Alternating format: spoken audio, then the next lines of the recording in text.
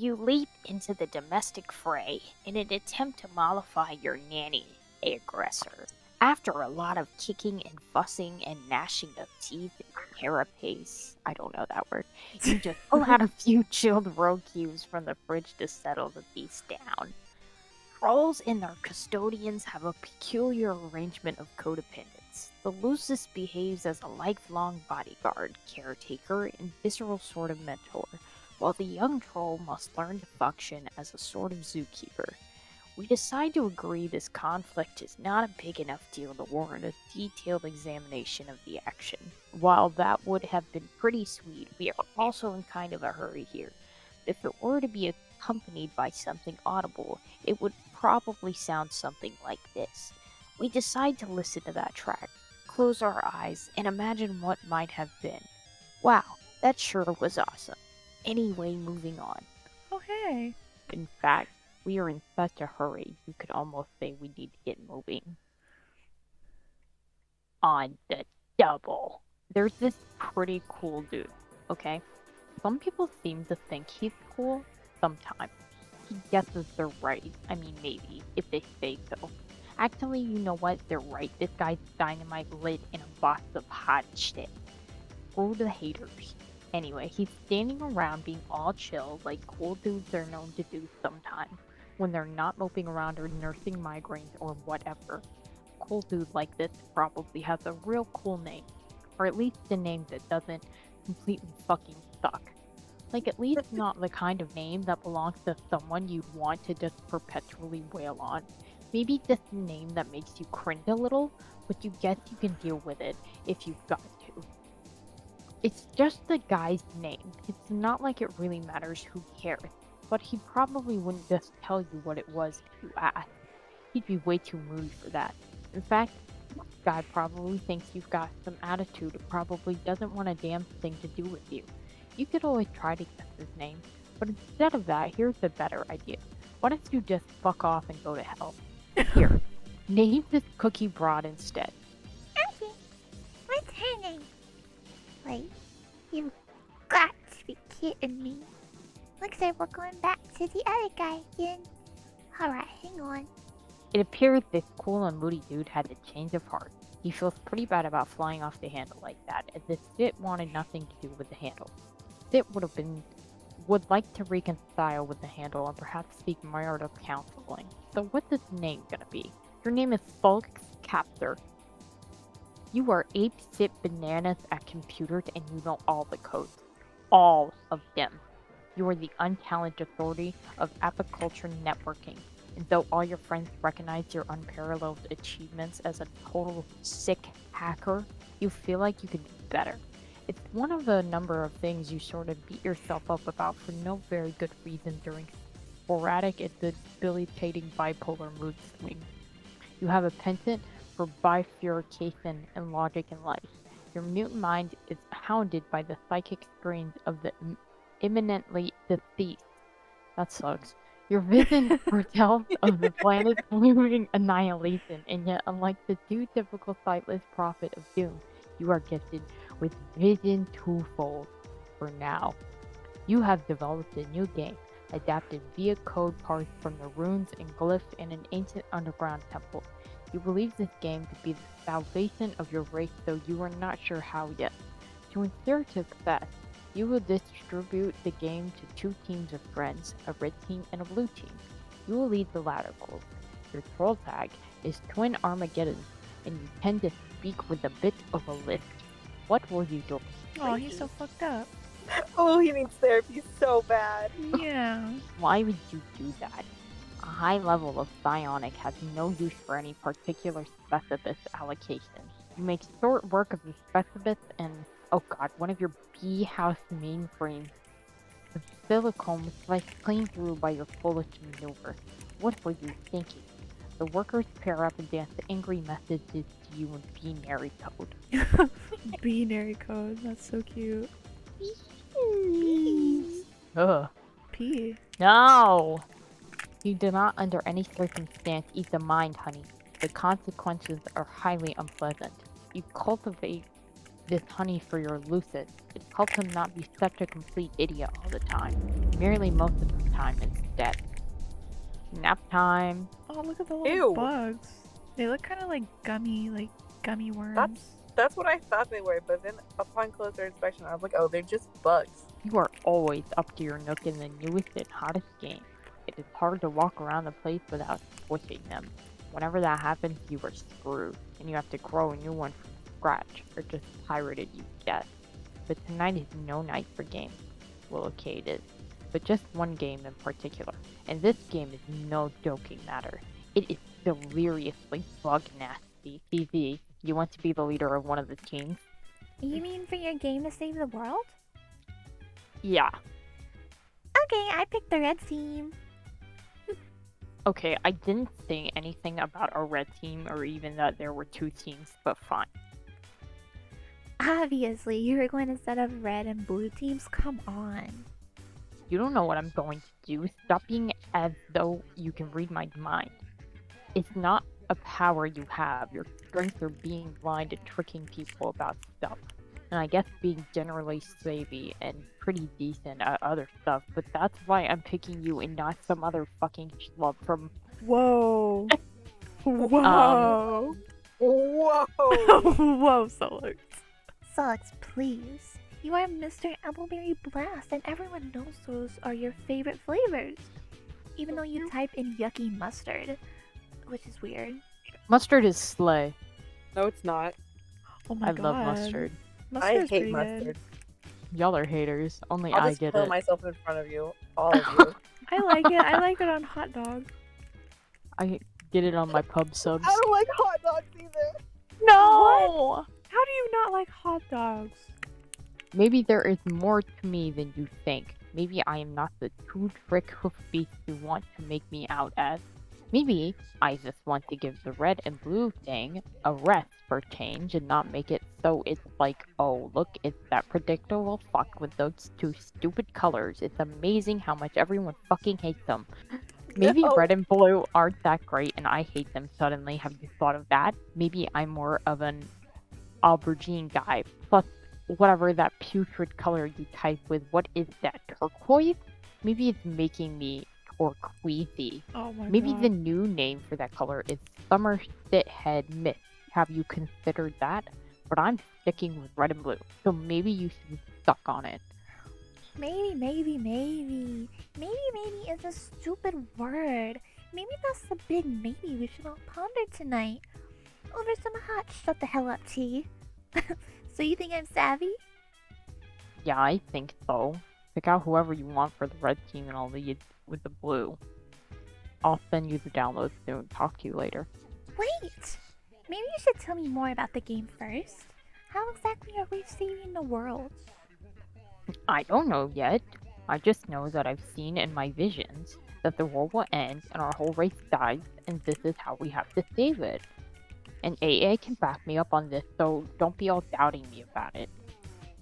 I'm not doubting you. I think you're right. Mostly. Mostly? What does that mean? Oh, well, when you talk about how you're going to die too. I am going to die. I mean, we all are. But especially me. I'm going to get my ass served to me twofold. Double the service. Like two dudes on the Double Butler Island.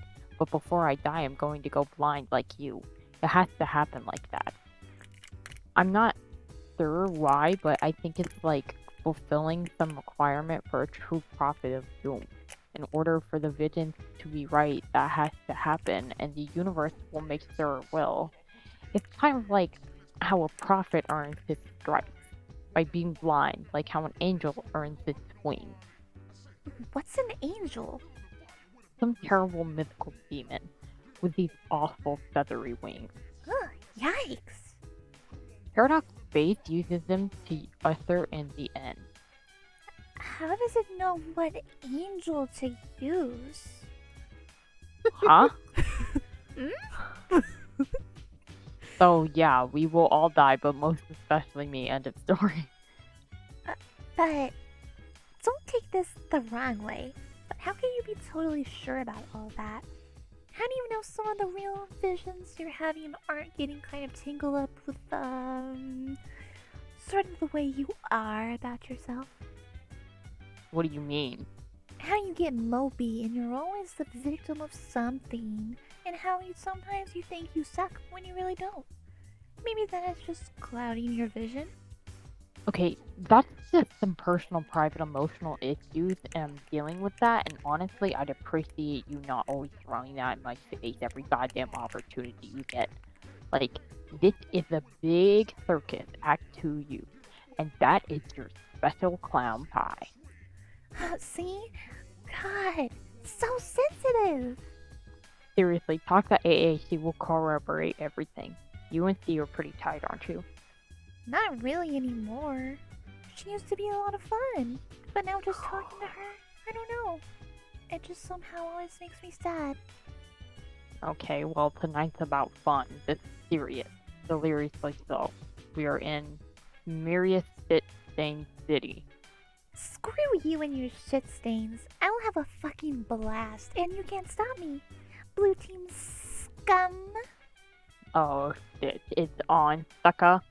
Oh my god! Oh, she's so cute. She's so Look at her! That. Okay, that was completely meaningless. What was the point? Whoever you are. Did you set up the teams? Still working on it, but yeah, more or less. We should all be playing soon. And I guess leaving this dimension, that is what happens, right? Yes. So I guess you should be pretty happy when we finally get out of here. I don't know about that. Oh. Will you at least be able to leave the voices behind? I don't know about that either. Isn't that kind of depressing? The thought that they might stay with you till you die? Not really. I'm okay with it. I'm okay with a lot of things. Even our inevitable failure. Though it will briefly masquerade as victory. Wow, fuck! That was so much more depressing than the thing it just said. Shreddy was right, you were such a drag to talk to these days. She was right about a lot of things. Wow, what a mysterious thing to say. I'm so intrigued. Do me a favor and spare me your spooky conundrums tonight. You're kind of pissing me off. But you like to talk to me. This is a fact, not a question. They told me. Oh, your sources have spoken. Relay a message for me. Tell them to go haunt my huge creaking bone bolts. Why do you like to talk to me? Oh, I don't know. Maybe because we are supposed to save the world together. I also talk to you because, in case you haven't noticed, I despise myself and perpetually seek to duplicate through emotional pain the capacity of physical pain my hideous mutant brain causes me every day. Oh my god, I just had a breakthrough. Thank you so much for this. It was great. That was a joke. Here, type ha. Ha, Now type it again. ha. There you go. You are now officially the life of the party. I just took an embarrassing video of you cutting loose there. Boy, it sure hopes this juicy nugget doesn't wind up on the internet. So Lux, I actually would like it if you were happy. Okay. Thank you for saying so. You seem sad and angry all the time. What does anger feel like? I forgot. Have you ever been angry? I don't remember you getting angry about anything. Maybe I never was. I feel like I was, though. Once. Why don't you ask Carcat? He's way angrier than me. For that matter, why don't you get on his case about it instead of mine? I think his anger serves a greater purpose. It's part of his destiny and thus ours. It will help him to sabotage his own designs, which are very much in opposition to the broader purpose. It will sow the seeds of our failure. A failure which will ironically prove to be mission critical. If you think you are going to fail, why wouldn't you get mad about that? That the voice is sending you down this blind alley the whole time. They never lied, though. This is how it had to be. I have to be totally honest. Though at no point did I ever lie. But through a mission, this game will not save the world. The fuck? And though it is still very important even in our defeat, unfortunately it is much closer to serving as the instrument of our people's demise than that of their salvation. and we 12 will behave simultaneously as the pawns and the orchestrators of the great undoing. I don't want to play anymore then. You will, though. Fuck that. Just watch. This is just dusted. Check me out, all dusting it up like a saucy fucking maid. Meteors are en route. You know this, Solix. Who cares? I'm making the grup poke on this over-punctured bitch. Jesus. I'm telling Red Team Leader to forget the whole thing, including his Blue Team Leader. If you want to sample through this macabre fantasy of your solo, be my guest. You were never going to be team leader, though. Which is to say, the first to enter. Are you messing with me? You do realize I'm psychic, too. I can pull so much trippy shit out of my spinal crevice, it would make your head spin like Service in a fucking blender. So get off your high hoof beat. I'm coming up. Huh? Up where? Hello? Hey, Tainted Plan, we aren't playing this game anymore. You don't have to bother recruiting. Sorry to waste your time. I'm not the leader anymore. Carcat is. He is? He threw a tantrum about it, so I let him be the red leader. Okay, that was fairly predictable, but that's fine. I'll talk to him about it. What's going on? Nothing. The game sucks and AA is full of crap. Sorry for all this. Hey, change of plan. We aren't playing this game anymore. Hey, guess who the red leader is? I'm the leader. It's me. Your plan to cripple your rival team has failed.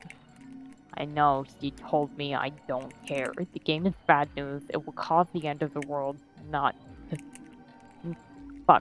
stop it. Ah! So forget it. Just go back to whatever you were doing. Writing your city code or whatever. Ha ha! So pathetic. This is yet another feeble attempt to weaken your opposition. Terezi and I have already established a connection, and we are making great progress here. We are a great team, and I am a fantastic leader. We will beat this game in no time, while your team is clearly still asleep at the thorax. Oh god. No, you idiot. I don't care about the game anymore. I just quit. I'm not playing. You should too. Amazing! You're either being really persistent with this transparent ruse, or you really are just sad and incompetent. Neither case deserves my respect or my friendship. In fact, you know what friendship canceled? There's... Oh my god, he's so stupid! There! It's official. Bye-bye friendship. Oh, like you haven't said that like a billion fucking times.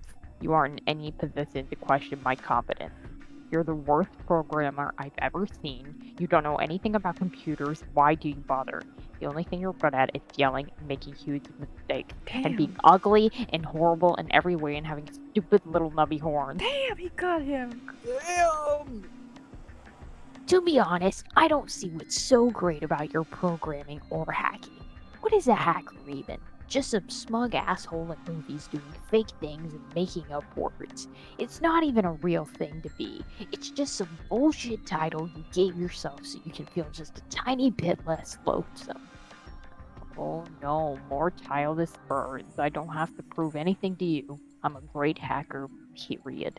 No, it's all so clear now. You were a fraud all along. What does all this nonsensical code you wrote even do? All nonsense. Like a bluff. You just say, oh, Carcat will never understand what I wrote, is bullshit because he's too dumb to figure it out. Well, you're busted. These viruses here, I bet do nothing at all. Wait, KK. I bet if I ran them, nothing bad would happen. Might even improve my computer's performance. No, don't. How about this idiotic program with the red and blue code, which is a meaningless thing to do with the code anything? What does that even mean? It's another one of your scams. Why not sync some bad clip art into the files too and pretend that's code? Oh god, no, don't run that. I'm serious. What would happen? I'm not sure, but it would be really, really bad if you ran it. Just don't. Ha ha! Just as I thought. You can't even come up with a good line when I press you on it. Your bluff has been called. Compiling as we speak, it will auto-run when it finishes. And now I have to go attend to something outside, because Terezi is doing something that unspeakably stupid right now. Whoops! Forget I said that. It was privileged information. You are the dumbest scrub fucker on the planet, I swear. Later, douchebag. KK, do not run that code. Hello? His computer exploded. Oh my god. You were highly startled by the totally unexpected explosion. Oh no! No. I'm gonna kill myself. Cat and his friends, and everyone they would ever meet thereafter, would experience great misfortune on account of the curse unwittingly implemented through Solix's Oh my god. It's Mobius esoteric. double reach around virus. Every troll's Lucis would die soon. All but one of their kernel sprites would be prototyped with the dead Lucis, each prior to entering the medium. Upon entry, they would each have a bittersweet reunion with a creature after the kernel hatch. Oh. Yeah. Triggering the sprite's metamorphosis. For the first time, the trolls would be able to have verbal conversations with their custodians and would be guided by them along their journeys. Aww. Unfortunately, the underlings and warring royalty would gain the benefits of the monstrous prototypings as well. Each sprite, except for one, would only be prototyped once.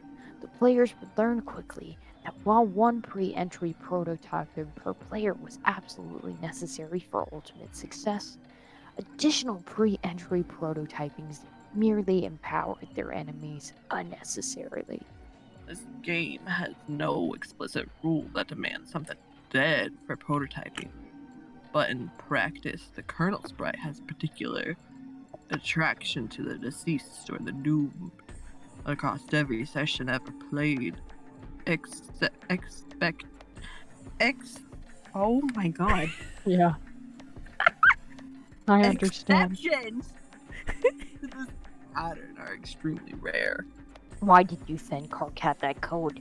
It was such a bad idea. You suppose it was a boastful gesture to get a friend to think more highly of you. But why would flaunting your superior skills accomplish it? It was foolish. You ought to wipe these clever viruses you wrote off your computer. They can only bring more trouble.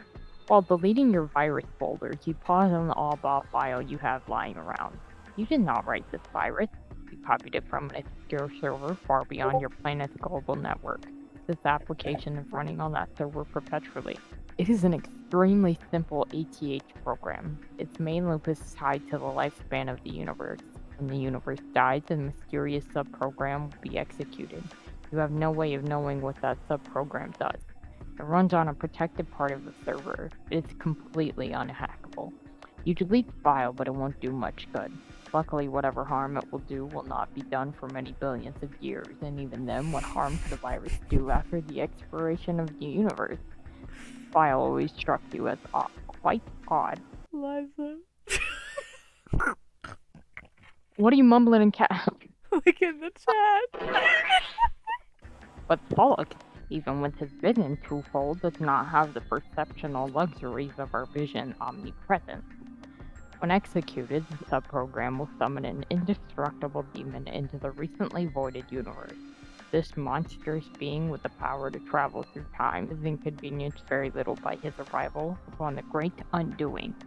He has the entire cadaver of the expired universe to pick apart at his whim, from its birth through his swelling maturity and tapering decay. In reality, he is known to have marked for predation. He will go about assembling followers through various epochs, even going as far as personally establishing the parameters for his future summoning. Bulk couldn't know that the virus is essentially a formality. The demon is already here. I'm scared. Sounds like your Lucis is agitated about something up there. You already gave him his serving of honey today.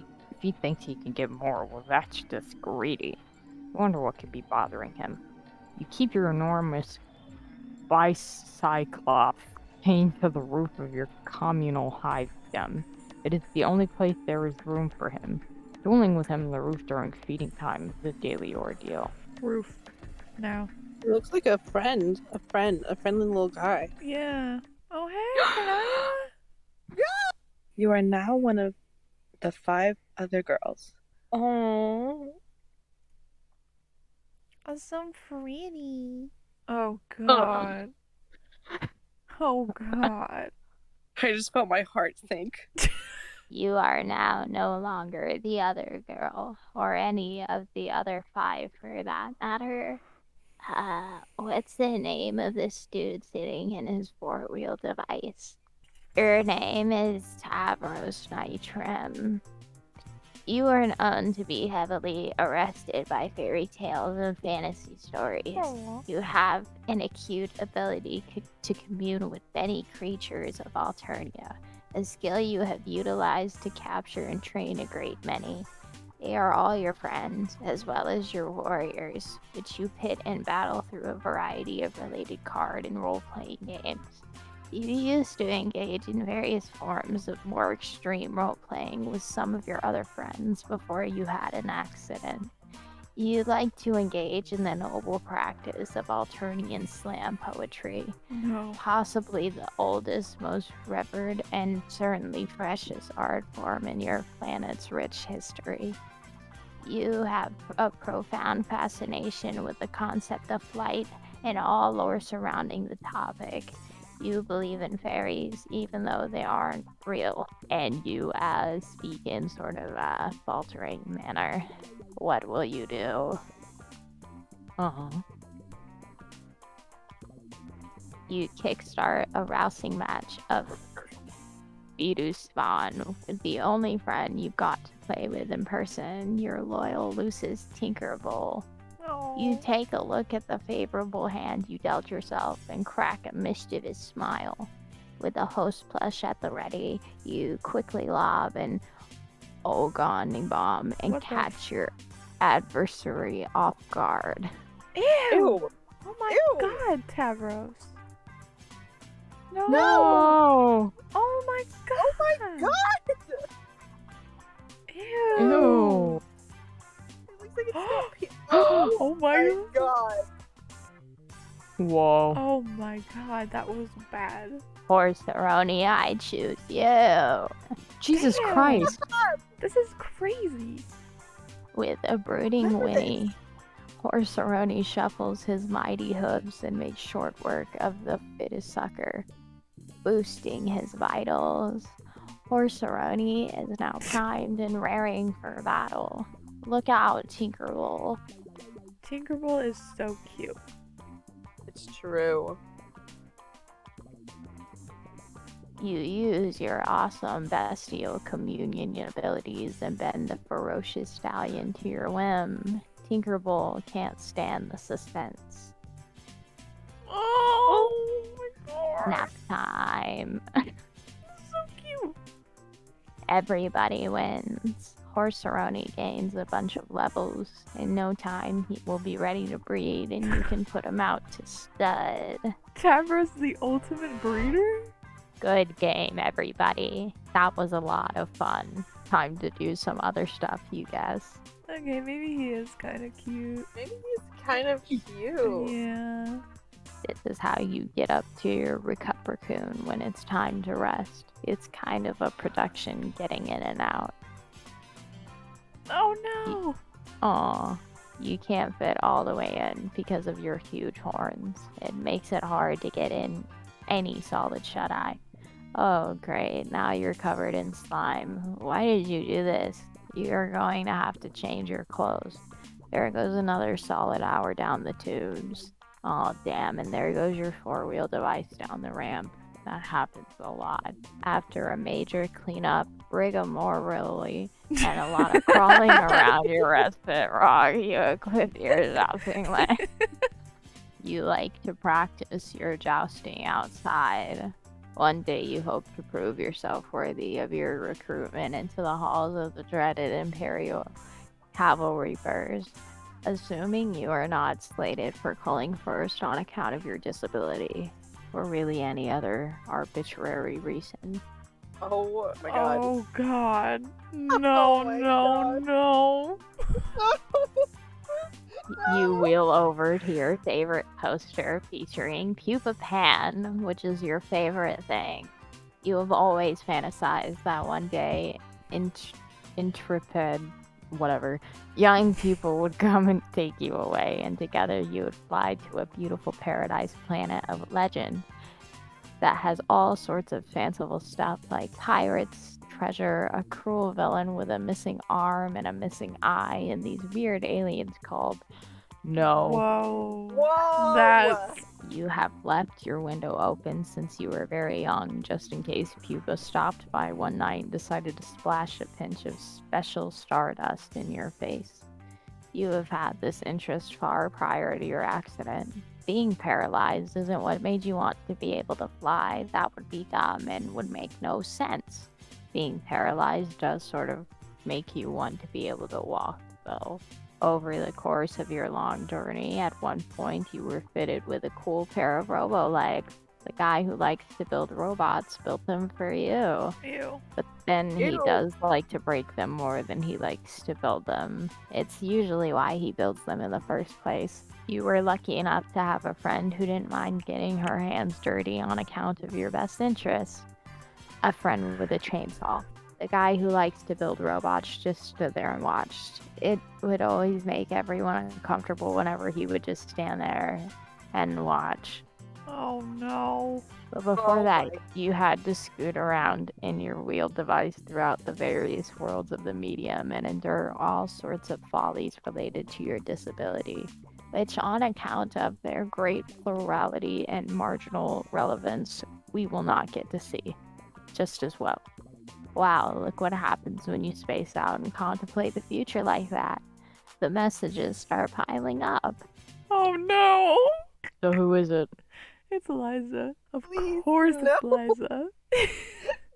No. Havros! Hey. Red team is going to bite the dust. And I know you are on the red team.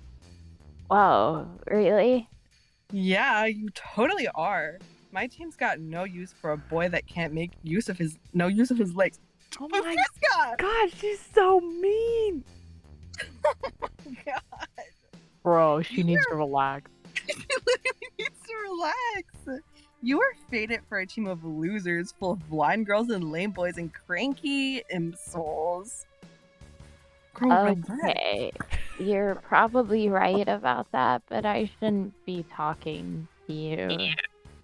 Oh? I promised I wouldn't talk to you anymore. What? Promised who? Rufio. Oh my god. Who's that? I hate this guy already. He's, okay. Someone said I should give my self-esteem a name, and to be careful about what I say to make sure I don't hurt his feelings. Wait, why is he so real about that? No, it's true. You kind of snapped. So he's imaginary. A fake. Like a made-up friend. The way fairies are. Made up, make-believe, fakey fake fakes. Who told you to do something so fraudulent? DA. But I don't know if she was joking about it. It might be a joke, but I don't know. But I did it anyway. Oh man, what a meddler. I hate her meddling. Why is she always meddling? I don't know if it was a joke, but man, I don't think it was a joke. It was more like, okay, complete this analogy. Laughing is to a joke as meddling is to... Exactly! That's what she just did to you. It is worse than a joke. It is worse than anything you can do. Next time, tell her to can it. That's what I do. But she keeps bugging me. Bugging and fussing and meddling. What's her deal? I guess it's flattering that she wants to talk to me so much, though. I guess I don't mind. It's cool. Anyways, Tavros, you've been amazingly boring as usual. So I'm going to go. Okay. This show needs to get on the freaking road, believe it or not. The blue team doesn't have a single player in the session yet. Well, you guys have like 2 or 3 or such. Unbelievable. I wonder what the holdup is.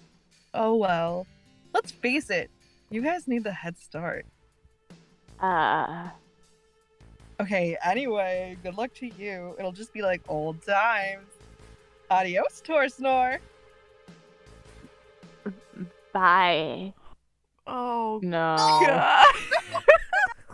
This Vesper log changed my life. No. I remember it so vividly in my mind. They look like Mother- peanut butter and jelly. It's kind of making me hungry. Motherfuck, my brother. I'm so sorry. I kind of zoned out there. Hi, that's okay. I wasn't expecting you to not be zoned out for any reason, so I guess I don't understand your apology. Alright. Fuck yeah. It's all good anyway. I just zoned out when I was supposed to be all about being to tell you you're on my team. Yeah, the red team, you mean. Shit, motherfucker. Yeah, my wicked motherfucker. Okay. That's great. I just heard about this from someone I don't want to talk about, but it still basically qualifies as good news.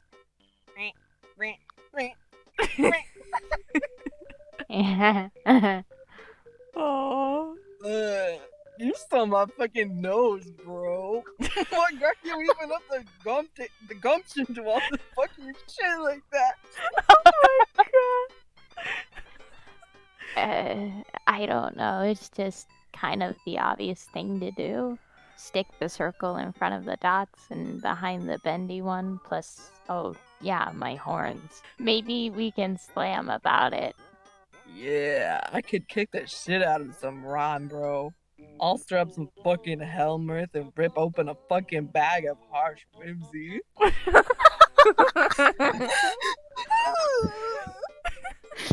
Yeah, you can talk about the clown things, which I don't really understand ever, but that's okay, because it's kind of funny.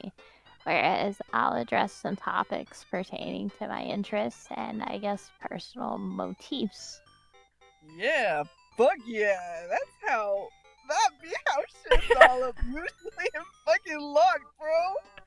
But first, here's the thing with the game.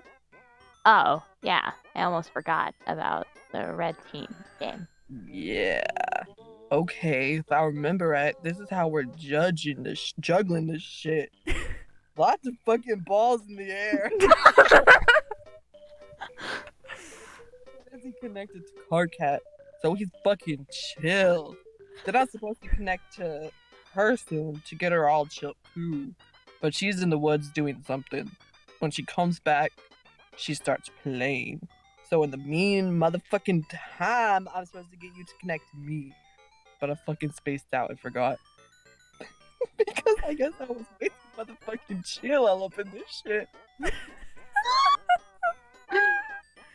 Yeah, I understand. So just download this motherfucker I'm sending you so we can kick this bitch down the stairs. Okay, I'll do that. And in the meantime, shall I cue up the strict beats? Oh. Brother, now you all fuck up and done it. You are fucking well deep in a big sloppy massive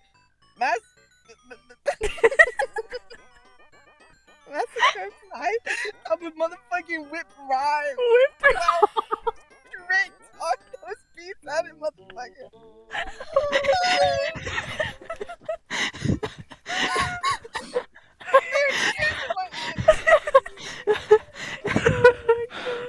Well, I turned up those bitches to pretty stern.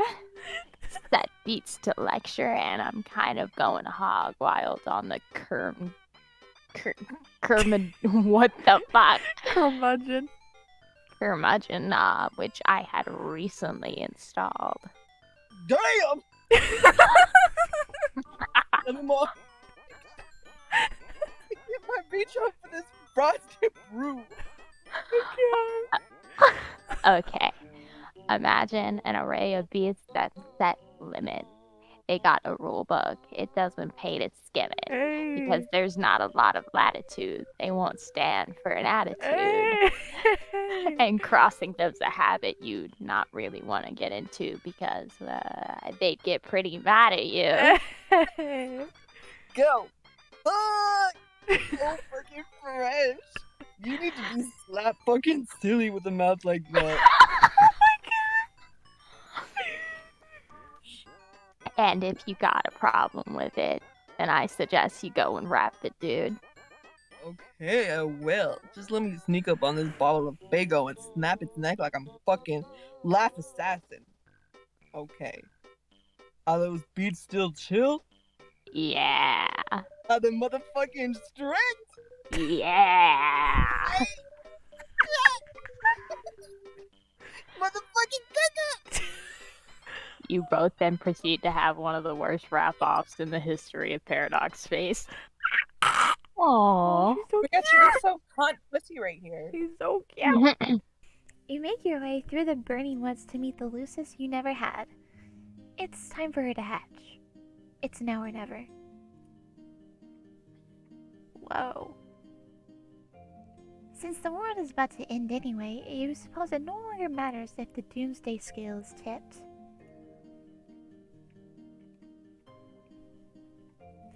The counterweight is the skull of an ancient mother grub slain thousands of solar sweeps ago.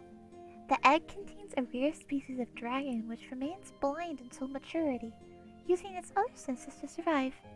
It has balanced the skull here for millennia, waiting for the warmth of a meteor-sparked forest fire before hatching. In case it wasn't clear, dragons are real. Aww. While she slept in her egg, she would communicate with you in your sleep. After your accident, she would use your dreams to teach you to detect the world around you without vision. As you learned, your dreams became more vivid. Where before there was darkness, odors and flavors painted a striking picture. You found yourself surrounded by bright honey walls, and in the sky was a huge tasty ball of cotton candy, which is the sweet troll delicacy we wouldn't know anything about. The first time you caught a glimpse of this world in your dreams, there was no turning back. The young Lucis would take to the sky and promptly get herself killed. This would be much more shocking and maybe a little bit more sad if we didn't already know what was going to happen. We already knew this, but of course you didn't. No. The dragon never smelled it coming. She would fall to your tree hive. On your return, she would be scooped up by a sympathetic ally and deposited into the kernel sprite. Then you and she could talk. There would be plenty to discuss. The Doomsday device would display the amount of time you had to get back to your hive and enter the medium before the forest was destroyed. And at the time, it wouldn't occur to you to wonder whether the device was directly responsible for the apocalypse or merely served as its precisely calibrated harbinger. And it certainly wouldn't occur to you to cast doubt on any perceived difference between those two things. It wouldn't until later, when you better understood the game you were about to play. Yeah. Oh my god. You are now the other girl. We can now be properly introduced. Who's this spooky lady? Your name is Aradia Megiddo, I guess. You once had a number of interests, which in time you have lost interest in. You seem to recollect once having a fondness for archaeology, though now have trouble recalling your passion. It nonetheless has led you to find your present calling, which came through the discovery of these mystic ruins on which you presently stand, and which you recently desecrated out of boredom. Guiding you to this calling were the voices of the dead, which you have been able to hear since you were young. The voices have become louder as the great undoing approaches. This trend and escalation began after an accident involving a certain kind of role-playing, which might have been another one of your interests once upon a time. It doesn't matter much anymore. The accident resulted in the death of your Lucis, which prompted you to leave your home and take up these ruins as residence. In the instruction of your ancestors, you have recovered mysterious technology from the ruins and convinced a friend to adapt it into a game that will bring about the destruction of your civilization.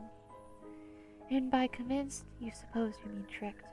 He has tentatively named the game as Scrub, which is a word that is not terribly elegant. If it were marketed by a legitimate game company instead of rapidly patched together by a young hacker, it would ostensibly be given a better title. He was presently mobilizing 12 friends to play it, including him and yourself. He believes he will lead the blue team, but he is wrong. Your troll tag is Apocalypse Arisen, and there is typically a pronounced hollowness to your words. What will you do? Oh my god, I forgot she has the Ouija Oh my bonus. god! It's not up to you to decide what you retrieve from your Sylladex. It's up to the spirits. Looks like the spirits are being cooperative today, if a bit cryptic, as usual. Who's this douchebag? You found this baffling artifact some time ago on one of your digs. The creature on its facade is completely mystifying. You have taken to using it as your primary computing device on account of its bizarre novelty, as well as convenient portability. Oh, look who's bothering you again. She's always bugging you. Bugging and fussing and meddling. What's her deal? I guess it's flattering that she wants to talk to you so much, though. You're okay with it. You're okay with a lot of things. Aw, she's so cute. Hi again, Aradia.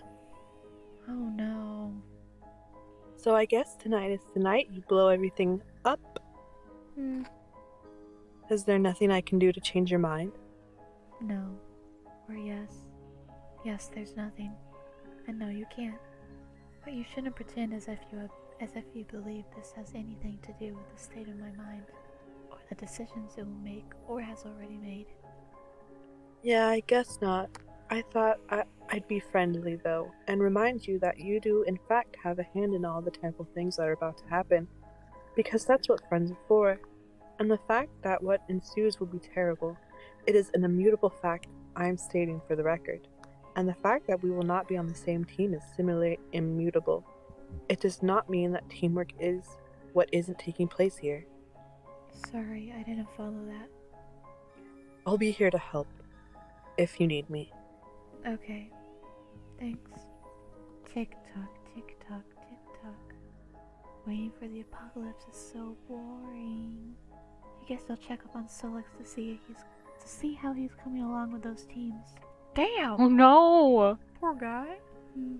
You wonder what she wants? What's with all these girls bugging you? Bugging and fussing and meddling. Bruh. Aradia! Oh boy, that's way too many of the same letter in the row, twice. I know.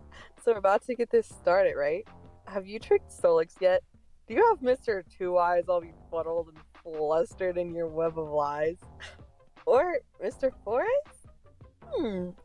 I don't know. Which nickname do you think would be suitably derogatory in this case, Aradia? How about 8 eyes minus 7? I didn't trick him. It's not like that. Okay, whatever. The point is, once you have pulled his finely woven silken mesh over his dumb, different colored eyes, you and I will start playing the game and be the blue team leaders. That's how this will work, right? Wait, do you mind if we are co-leaders? I forgot to ask. I just assumed it was okay with you. I don't care. Great, that's the spirit. And when I bring you into the game, whatever the hell that means, then we can send each other stuff, right? This is how this works, right? Yes. Awesome, because I have a present for you. It's a surprise. And it's going to be great. From me to you. Just from me alone and nobody else. I can't wait to see the look on your face when you see. Okay, well, I'm sure it will be very thoughtful.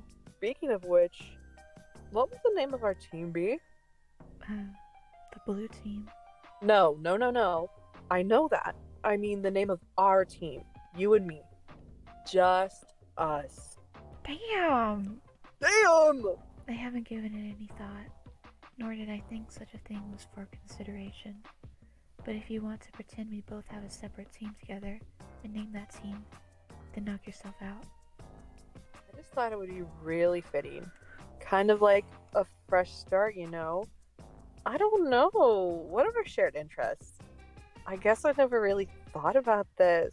I guess I'm used to thinking of you as the enemy. There must be some overlap in profiles. Come on! Let's brainstorm. Man, it'll be great. We'll be unstoppable. Surely you must admit it'll be nice to rebound from the team charge debacle. I never think about that anymore. Oh man, I'm so dumb. Here I am running my mouth and opening up old wounds. While at the very same time trying to make amends. What an idiot. It's okay. Hey, speaking of which, that loser isn't going to be on the blue team, is he? Which loser? Your Damn. old team buddy. No. Oh, thank fucking goodness. Talk about dead weight. Oh my You made the right choice, leader. I mean, co-leader. I didn't exclude him for that reason. Or at all. You're just not getting it. You never listen. Man, now I've got this huge beef grub lodged in my nook just thinking about him. Whoa. Okay, whoa. God. I'm gonna give him a hard time. Let me know when you're live. Later. Don't do that. It's really childish. Wow. Oh, you crazy bitch. You crazy bitch! Try to be the mysterious spider girl, then fail. She's way too mysterious for you to be her yet. Seriously, what's up with those glasses? What's up with that robo arm? What's her deal? She guesses it's flattering that you want to be her though. She guesses she doesn't mind. It's cool. We'll learn about her a little later. Aradia, I would like to apologize. I flew off the handle there. It was like the handle was a bald guy going really fast and I was his toupee. So I'm sorry. It was my fault. It's okay. I hope we are still friends. Yes, we are. So anyway, I think even though I quit as leader, I'm still going to play the game now. Because it's either that or get totally creamed by all these fucking space boulders. Creep. Alexa's getting creamed. Creamed. Hey, maybe we can make the best of the game anyway, even though I guess we are going to lose. No, I'm sorry. You can't, Celix. Not yet. Oh my god, you're going to give me shit again? After I crawled on my belly like that, all groveling at you? Like some low-class guy with whatever color blood is lower on the hierarchy than mine? What's worse than yellow? Fuck this confusing case system. Anyway, screw you, I'm playing this game right now. No, you're not. Trust me. Wait, what's this? Are you hearing that spooky message from the grave? It is from my ability to give a shit, which just died. This is where you laugh again. Come to the window. Why? Because I'm outside. BS. Take a look. I don't see anything out there. Come closer, you'll see me. I promise. God, I'm just bulged deep in the fecal matter of a wildly incontinent hoofed beast, but okay, I'll indulge you. Here I go. Okay, looking out this lousy, stupid goddamn window. Lousy, stupid goddamn sidekicks. Snap. Oh Time. No, he's gonna No. eat it. He went in the Snap pee. back to reality. Oh, there goes gravity. Gravity. Oh. When you would finally wake up, you'd discover all your teammates had connected to each other and entered the medium. You would be the last to enter. Your long nap would facilitate a series of important dreams that would prove essential in support of your teammates. But here and now, the destruction of your hive would be imminent unless you could quickly establish a connection to the first player of the group and complete the chain. The mind, honey. Some of it got in your mouth. Oh You god. do not, under any circumstance, eat the mind, honey. Oh no. He's on that glitch mode. Scratch that ball. Scratch that ball. So, you, my Yeah. universe. Since that moody kid is busy flipping his bifurcated lip, we might as well take a moment to get to know this silly cat girl. Gosh, who is she? Your name is Nepeta Raison. You live in a cave that is also a hive, but still mostly just a cave. You like to engage in friendly roleplaying, but not the dangerous kind. Never the dangerous kind. It's too dangerous. Too many of your good friends have gotten hurt that way. Your daily routine is dangerous enough as it is. You prowl the wilderness for great beasts, and stalk them and take them down with nothing but your sharp claws and teeth. Arr! You take them back to your cave and eat them, and from time to time wear their pelts for fun. You like to paint wall comics using blood and soot and ash, depicting exciting tales from the hunts, and other goofy stories about you and your numerous pals. Your best pal of all is a little bossy, and people wonder why you even bother with him. But someone has to keep him pacified. If not you, then who? Everyone has an important job to do.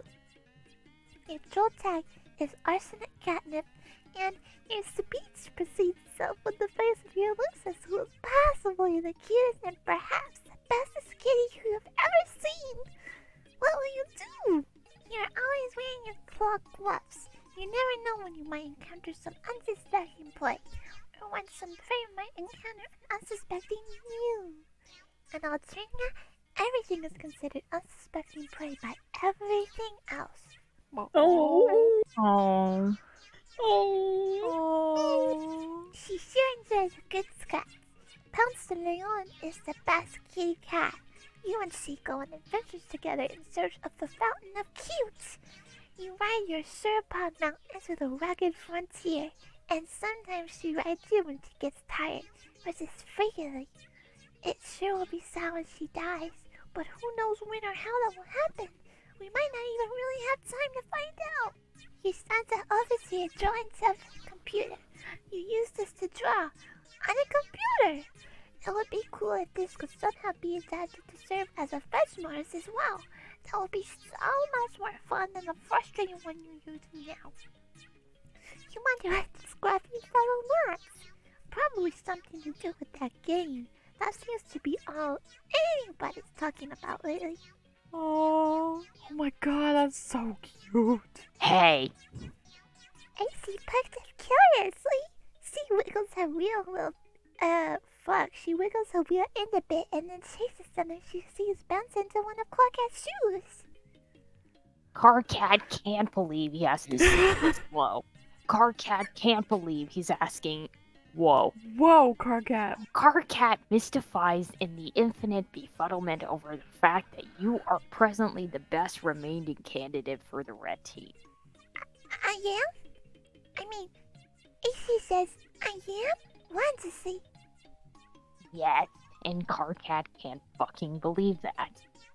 Carcat thinks about that a bit, and his jaw drops open and breaks a huge column of bricks like a fucking kung fu master. AC gathers up all the brick pieces and builds a cute little house and invites Clark inside. Okay, good. It's good that you're talking about building. Even if it's in the most inane possible context, you're going to be doing a lot of it. Yes, that sounds fun. Okay, what do I do? Okay, briefing. Me, Terezi, Yamsey, and Tavros are all playing now. The connection order is is AT to TC to GC to CG. We need someone to connect to Torador and get him in the game. I have GA lined up for the red team because she is one of the few remaining sane ones left to play. Okay, the only sane one, but she doesn't want to connect yet because of some mysterious bullshit, so I was like, whatever, what else is new? So I guess that leaves you. Rezi said she had you lined up to play back when she was the fake leader, so I said fine. So just connect to Tavros and later we'll worry about getting you in. Alright, I'll talk to him about that. Oh, AC pauses and looks up with a little bit of chagrin. I forgot I have to talk to someone else about this. I have been procrastinating. Oh god, are you really serious? It's not that big of a deal. This boggles my mind. How can you be best friends with the only guy on the planet who's a bigger asshole than me? He's not so bad. He's Girl. dumb. But do whatever you gotta do, I guess. Tavros is waiting. Oh no. Is it me? Is it me? I'm pretty sure. AC twitches and friendly whiskers at CT. Hi. CT He perplexes over where he put that important wrench that he needed for building a fancy robot or something. He says, "Now where did that silly old wrench go?" 100K. What are you expecting to accomplish with this? But oh look! Cece peeks around the corner to find that a very playful kitty has stolen the robot wrench and is now kicking it vigorously with her hind legs. This is foolishness upon 100,000 prior equally unsolicited foolishness. You'll stop now. You're so lame. I'm not. I'm fine. No! Lame! No, I'm not. Lame! No. You've never played a fun pretend game with me ever, even once. Even Cargat does it sometimes, even if he does mean it in a grumpy and insincere way. But at least it's still fun. Yuck. Don't. Pollute, I think. Don't pollute my incoming data stream with his name or any sort of excremental language you pick up from his ilk. I see right through your stupid act. Who are you trying to kid? Look how you go out of your way to use words that have X's in them so that you can use your silly percent signs. Or use these absurd words that you can shoehorn a 100 into, even if it's not strictly replacing Lou. You are so transparent. I can tell you like to play games. Deep down, you are a guy who likes to play games. I can smell a guy who likes to play games from so far away with this nose you have no idea. If you're looking for a loophole through which you may extract concessions from me, you'll have to look elsewhere. See? What the hell? Nepeta, what did I say about that awful language? I won't stand for it and you'll stop. Oops. Sorry. I hope Aqueous dies. Yeah. Your fraternization with the base classes have loosened your morals. Can't you see this? No, I don't care. They're fun. And I don't know anything about classes or bases or blood color. It doesn't matter. What does green blood even mean? It doesn't mean anything to me, and it shouldn't mean anything to anyone else. Well, green blood is okay, but it's not great. But that's why you're lucky to have me to look out for you, because you don't know better, and you can't fight the role of the mother and in store for you. Oh, you are such a hypocrite. You pretend to be so high and mighty, but I know you're not, and I know you like games. Look at that silly little bow and arrow you always type. It's always there. You never forget. Why would you do that if it wasn't a playful, fun thing? I am so on to you. My bow and arrow are highly dignified symbols. LOL. BS. Archery is among the highest and most exceptional crafts held in tremendous regard by the most aloof classes for centuries. You suck at archery. No, Yes. no, Yes. no, I don't. Yes. Yes. Yes. Yes. Have you ever even successfully fired an arrow? Like actually got one to leave the bow? I think we need to stop talking about archery. Nuh-uh. Yes, No. we will stop talking about archery. The topic is making me sweat. Ugh. Ew. You're so gross. No, you're the one who exercises distasteful practices. No, that's you. Everyone knows you're a weirdo and a creep. That's why you're lucky to have me to keep an eye on you. No one else can stand you. You exterminate beautiful, innocent creatures by the hundreds. I can't condone such wretched behavior. Beasts are meant to be looked upon with adoration. But I eat them. I don't kill anything I don't eat. That would be mean. I guess that's basically acceptable in principle, but I still find it a bit unsavory. Well, I think your habits are unsavory. No, they're not. Yeah-huh. You're wrong about me, Nepeta. I do like to play games, but they must be extremely important games with very high stakes. Not the kind played by translucent green wigglers who let loose an excremental surge hard in their wriggler bottom diaper stubs. As it happens, I have arranged to play such a game tonight. Aradia and I have a private engagement to be co-leaders of the blue team. Oh, yeah?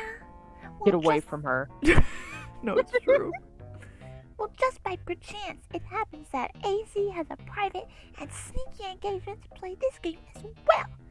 And by a persnickety twist of fate, she will be on the red team with her other great friends who like to play their childish diaper poop games.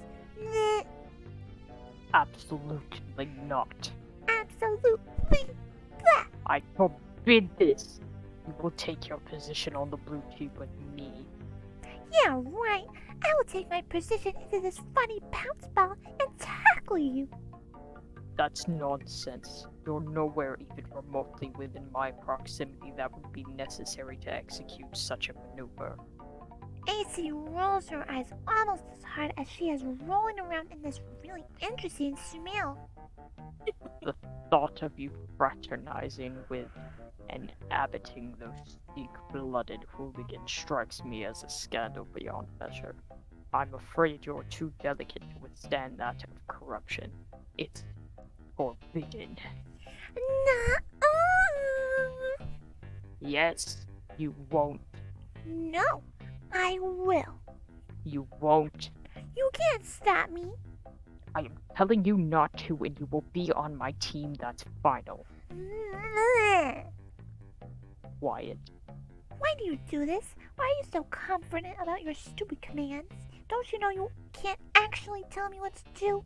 It's not like you can't, or it's not like you even have any special mind powers or telepathy or anything. No, I do not, and yet you will do as I say. Yes, well, we will just see about that. Yes, we will. You will join me on my team shortly. Stand by for further instructions.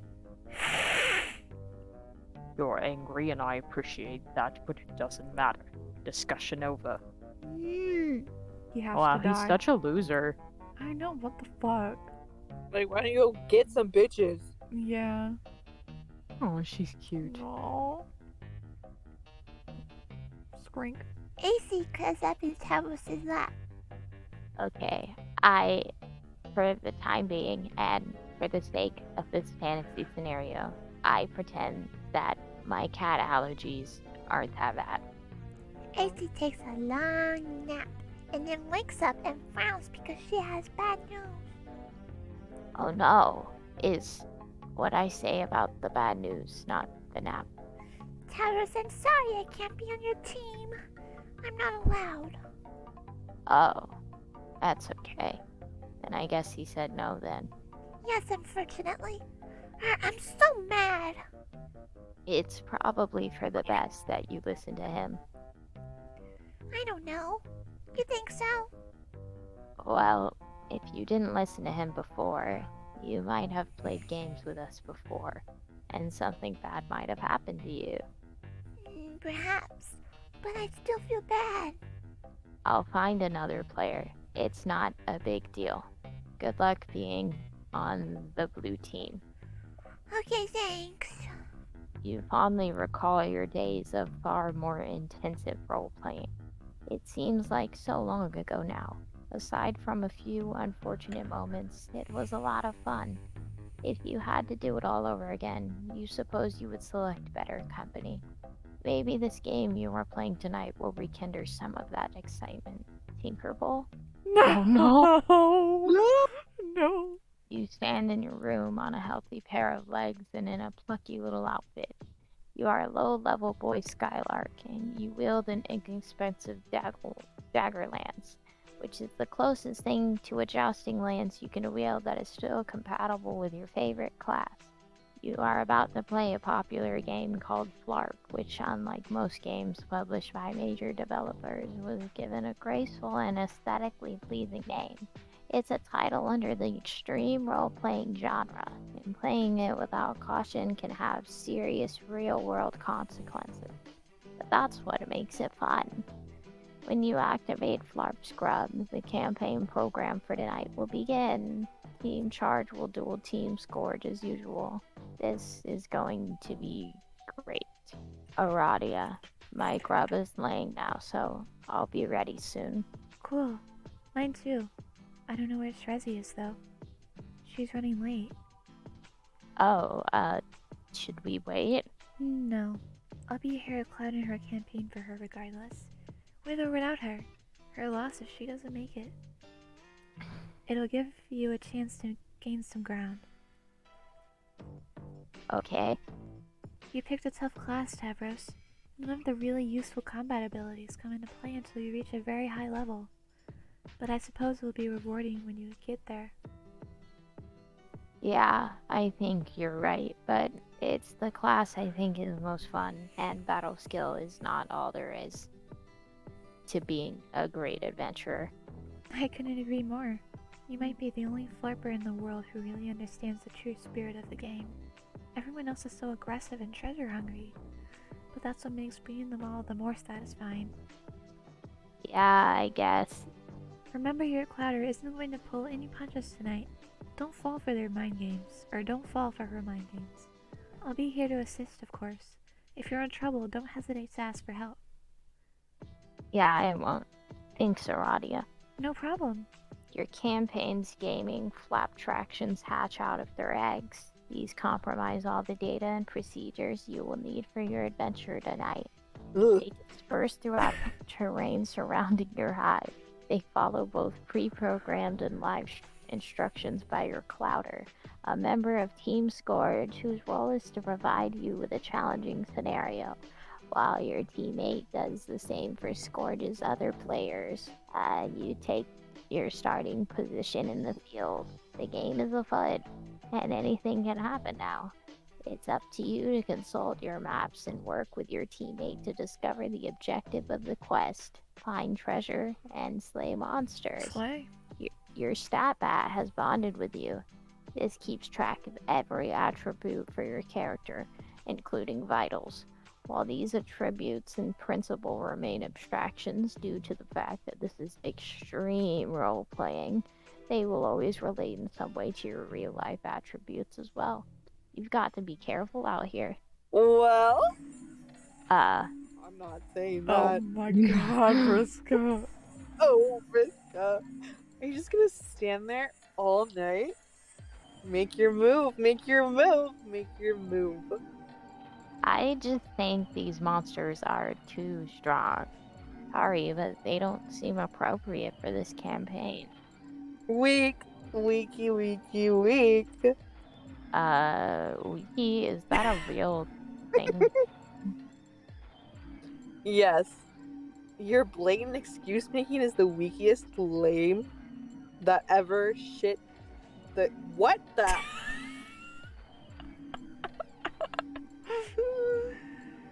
Your blatant excuse making is the weakest lame that ever shit the coward bed. Oh my god. Jesus. Roll your dice. Make your move. Advance. Spawn. Mechanic's gone. There's no, absconding place. But absconding is what you do best. You cannot hope to beat Tavros when I try him in an abscond off. He's simply the best there is. That sounds flattering, theoretically. Jeez, hold on for one moment. Aradia. Hey, are you there? Hey, it's Terezi. I have a problem. No one can help you, Tavros. Okay. Time to decide. Where is everybody? What does that have to do with your present cowardice? I don't know. Probably nothing. Are you going to roll? No, I can't. Why not? Because I was thinking about the numbers, and it's impossible for 3 to be a favorable outcome, no matter what the dice do. So, you give up? Yeah, maybe. Why not roll and make it official? Why would you want to cheapskate me out of bonuses like that? It's so thoughtless. Am I gonna have to take matters into my own hands to make your move for you? I thought you can use powers. I mean, real life powers, not game ones. It's against the rules. But if you are going to break the rules and refuse to roll, what choice do I have? I hate that it had to come to this. But what can I do? Tavros, have I mentioned how cute you look in that plucky little outfit? Why? If I didn't know better, I'd say I was playing with Pupa. Pupa Man himself. Isn't that what you want, Tavros? To be like Pupa? Of course you do. What boy wouldn't want to be like Pupa? So dashing and brave. He is everything you are not. For one thing, he can fly. Do you want to fly, Tavros? Have you ever tried to fly? I bet you haven't. How about we take to the skies, Pupa? Oh, you like that idea, Pupa? Yes, you do. I can feel it in your simple, malleable brain. You want to fly so bad. Fly, Pupa, fly! Oh my god, she's evil.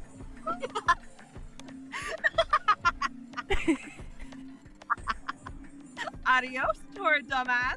AG just jumped me off a cliff with my brain and my legs also, and now they feel invisible.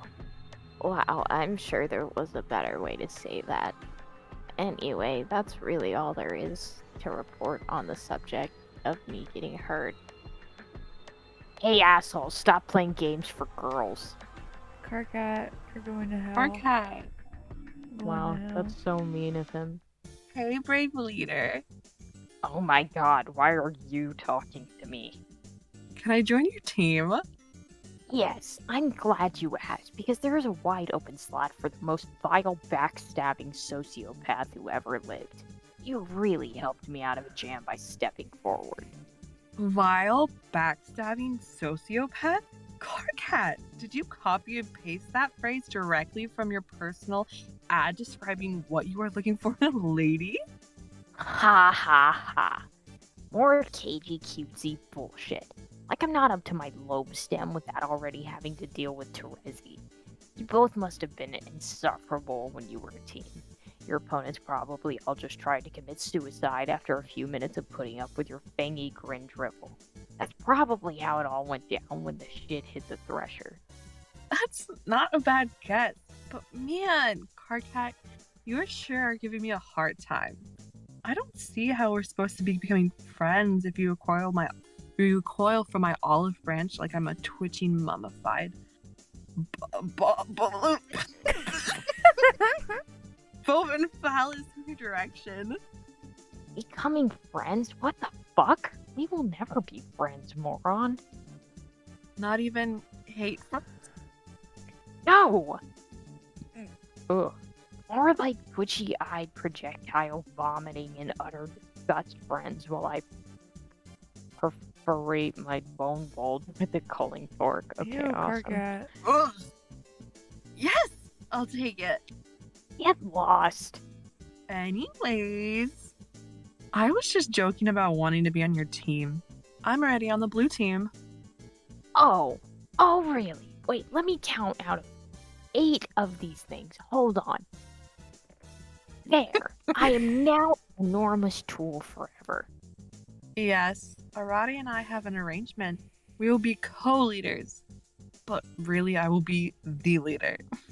Shh, don't tell anyone. What do you think, Carcat? Can you take on 2 dangerous ladies at once? Yawn. Come on! Are you a little nervous that I will oppose you? You should be. No, you're just a run-of-the-mill little psycho girl. A troll cake or a dozen. I'll be taking a part of the blue team with brutal efficiency, you'll see. I never played one of your dumb games. You never played one of your dumb games with me, so you never had the privilege of seeing what I can do. Enjoy the show, sweetheart. Just don't even think about using your mind control tricks on my players. Remember your truce? Those days are far behind me. Anyways, I can't control just anybody. They've got to be impressionable. Like you. You can't control me. Sure I can. I just choose not to. Yeah, okay. I find your mind totally unpalpable to browse. Looking into your brain is like pawing through a smelly dumpster full of broken glass and razor blades. And poop. Whatever, don't even try it. I've got the better Scourge sister on my team, and if you break your truce, you'll have to answer to her. The funny thing is, she was always way better than you even without any powers. Yeah, that's right, I know your whole story. You were always jealous she can manipulate people so well without resorting to cheap mind tricks. Haha, I can tell this burns you and I can't even paw through your dumpster. Chalk it up as another infuriating victory for gutter blood over our aristocracy. Oh, what's that? Nothing to say? Wow, speechless, I guess. You're probably crying right now. That would make my fucking day. Hey, look at me being the one to talk shit at warp speed, then log off before you can reply. Bye, idiot. Oh, back so soon? Did your thumb slip on the button? I guess you can't get enough of me. You made me do that and you know it. You ain't got nothing on me, and you can't prove shit. Anyway, Carcat, I just wanted to say. No, please. Ow! God, no. Why? You are now the other. Oh God. You decide that we could probably stand to delay this guy's introduction a little longer. Why don't we see what someone else is up to? Anyone. Oh my god. You switch. You switch to a vague teaser of the final unseen troll in the nick of time. Oh my god, my screen really. My screen Yay! You revisit the remains of your quaint rural hive. Your lawn ring and the small excavation sites you dug up for practice are all overgrown with vegetation. You haven't been here since the night of the incident. On that night you found your calling. The voices of the dead grew louder, urging you to return to the ruins you discovered not long before. You left so abruptly you didn't even have time to bury your Lucis. But that's fine because trolls don't typically bury their dead. Leaving bodies to be consumed by wild animals is more customary. You have an arrangement to begin the session as co-leader with one of the Blue Bloods. You understand this player intends to make a power grab and take sole possession of the leadership role. Such subterfuge is typical of their cast, but you're perfectly okay with this. It's one of the many things you're okay with. You allow your co-player to take the lead and enter the medium first. You understand that the leadership role is essentially meaningless, aside from offering the distinction of being the first player to enter. You also understand that entering the game second was always your intention. You have a server player connect to you, someone you personally selected for the role. The devices required for entry are deployed. The kernel sprite awaits prototyping, but unlike all 11 other players, your dead Lucis is not available. You have to use something else. Prototyping with the frog head before entering the medium would prove to be critical for later success. Just another of many assurances whispered by the dead. You've long since stopped questioning them, or doubting the future significance of even spontaneous acts of frivolous desecration. Compelling your non-plus server player to perform this task might have proven difficult. Luckily, your telekinesis, an ability greatly magnified through your calling, would be sufficient to move the massive object. Fuck, I can't talk. Whether the game cursor likely would not.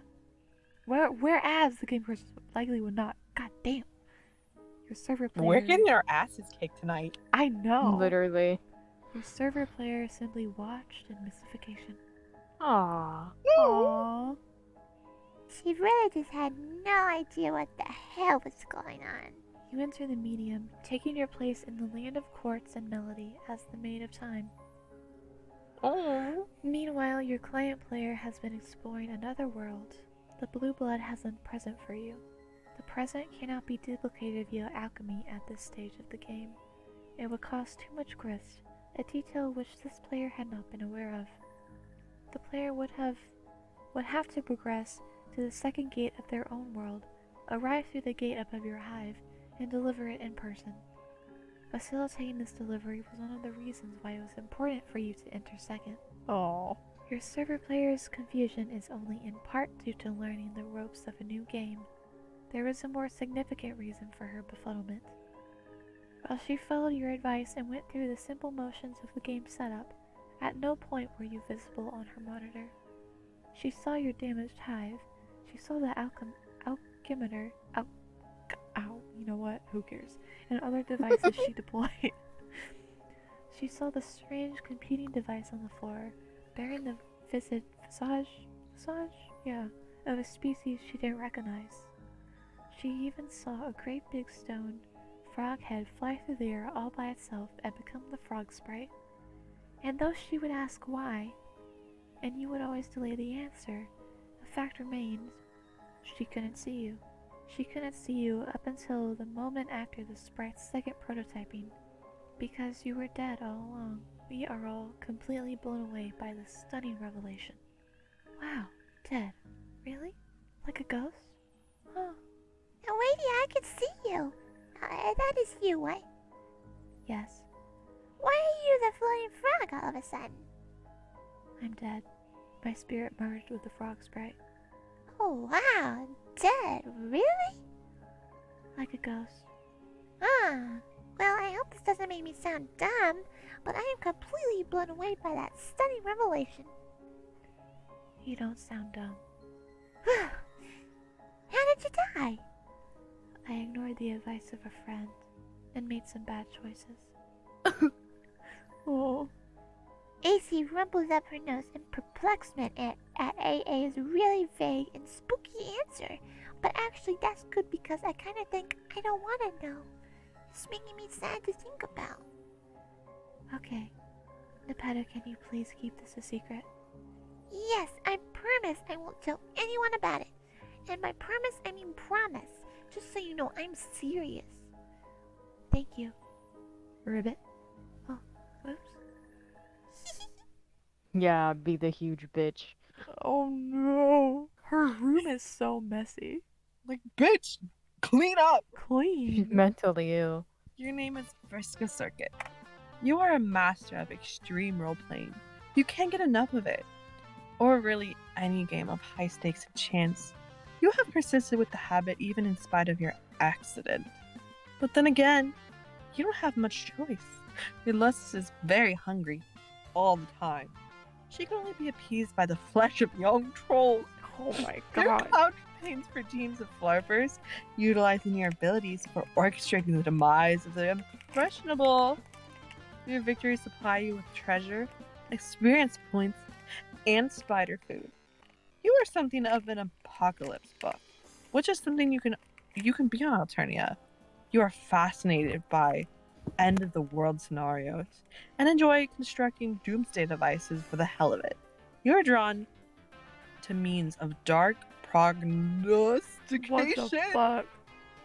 and the advantages they offer, particularly in gaming scenarios. Your abilities in this department were hobbled with the loss of your vision eightfold, and you have since sought alternatives through various black oracles. You consult with these ominous globes, but routinely destroy them in the frustration over the puzzling, guaranteed inaccuracy of the predictions. Breaking them has developed into a habit, bordering on fetishistic.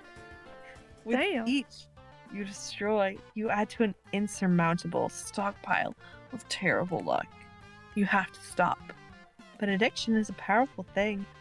Your troll tag is Arachnid's grip, and your statements tend to be just a little bit over dramatic.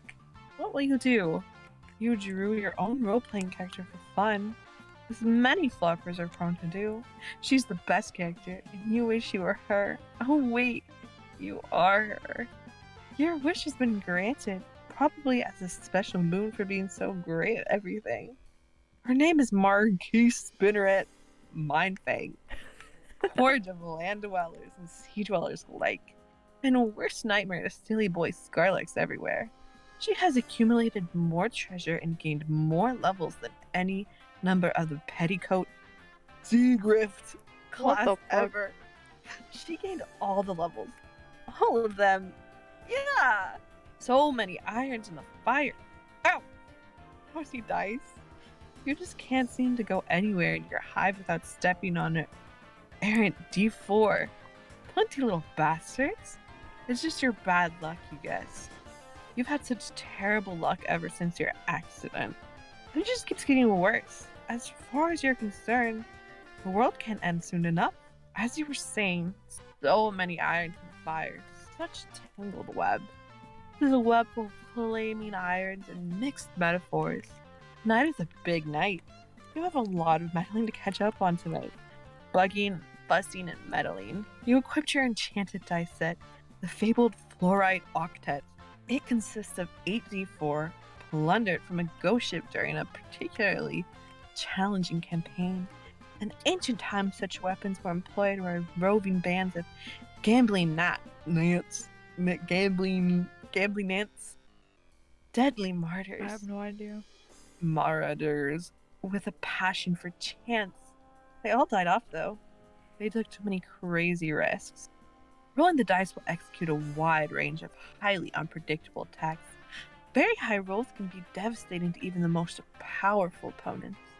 Of course, with the luck you've had lately, you couldn't make a good roll to save your life. Gotta do something about this awful luck. Gotta catch a break. When you get worked up about stuff, you put 8s in places that don't really make sense phonetically. Bitch, get down! Bitch, Get off that table! can you watch her while I go smoke? Sit down! Time to show on the road. There's so many people to meddle with tonight.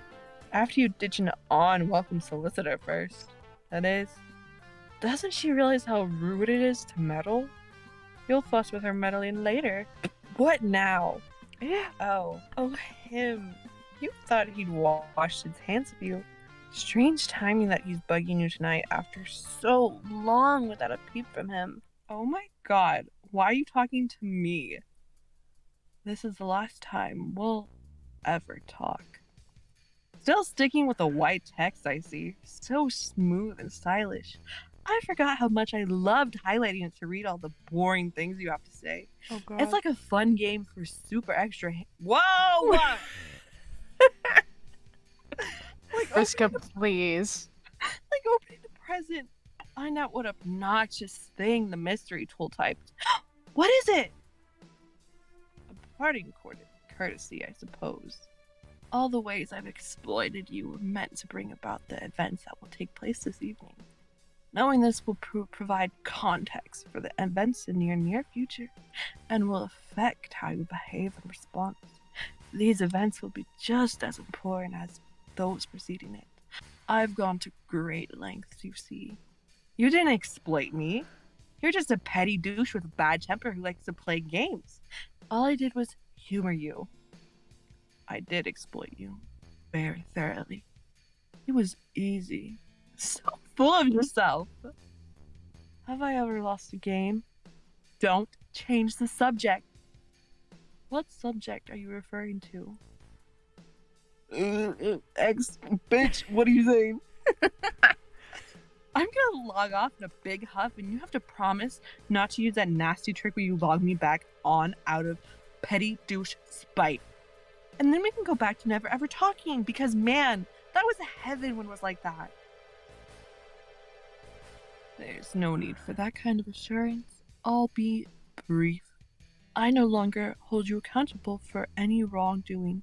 In fact, I've given your transgressions very little thought besides from the incident. If you acknowledge this amnesty and regard it as sincere, you may begin to find the odds of falling in your favor again. This may be essential if you are to succeed on your journey. Slow down, man. I'm just wearing out so many pens, taking all these important notes. Fuck! Fuck you for ruining my good note-taking pen and giving me this terrible cramp in my good note-taking hand. Incredible. The risks you take with your scorn. But of course it was your unpleasant, simplistic temperament that made you so easy to control. Vicious and predictable. like an insect. If you Wow. turn a swarm of wasps on a crowd, the outcome is certain. It takes no skilled strategist to understand this. You are in fact a waste of my talents. A primitive expedient. Ugh, what a snob. You're worse than my meddly meddler meta friend. I wonder why they waste their camaraderie on you. I'll never understand it. I thought you said you'd be brief. I'll say one last thing. Though the magnitude of your ensuing destruction resulting directly from your actions will be neither possible or necessary for you to fathom, there nevertheless ought to be a silver lining. The only question is whether you will live long enough to see it. I'm not a gambling man, but if I was, I wouldn't bet on it. Goodbye. Bye, asshole. More hollow comebacks as hollow as and wishy-washy as the inside of one of those dumb black globes. What use is all that attitude against a guy who's never wrong? It's so depressing. You can't even work up the energy to smash the stupid thing. Maybe you can stand to have some camaraderie wasted on you, even if it comes from a meddler friend. Oh, what? Just wanted you to know. Is your Lucis dead yet? Is this a trick? Are you trying to sabotage me? Are you in cahoots with someone? No. Cahoots? Cahoots, I say. You sure do seem to be saying cahoots. I'm just asking, because mine's dead. What? Oh no, how did that happen? It was just her time. Really? Are you sure it wasn't sabotage? I would suspect sabotage if I were you. No, there was no plot or conspiracy or any trace of saboteurs operating through the special and magical union one can only describe as being in cahoots with another. When a virgin mother grub abdicates and renounces brooding, her time will be relatively short. I always knew this. Aww. She was cool. You had the coolest Lucis of anyone I know.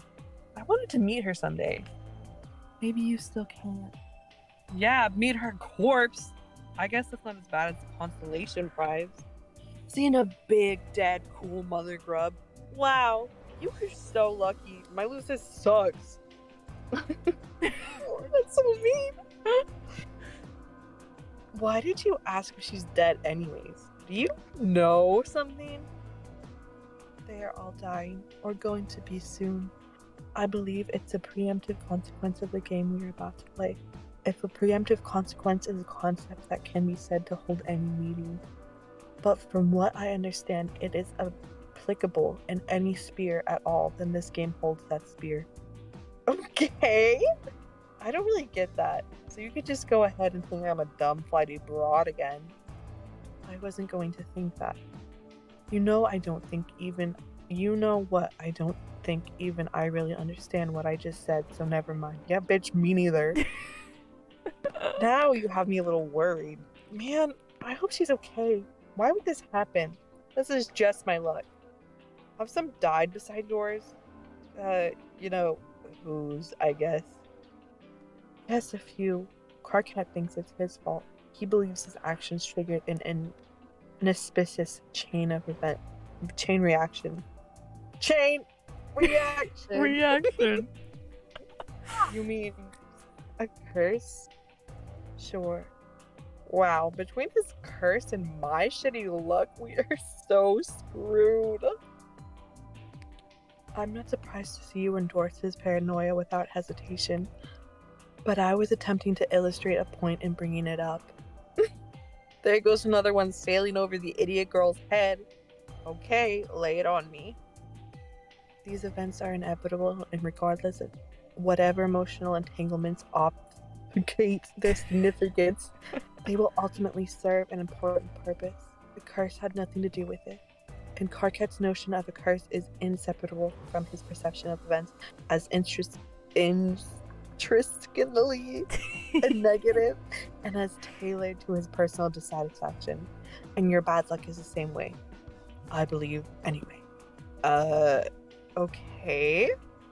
What would happen if you just cleaned up a bit? Don't you think he would step on a few less hard triangles?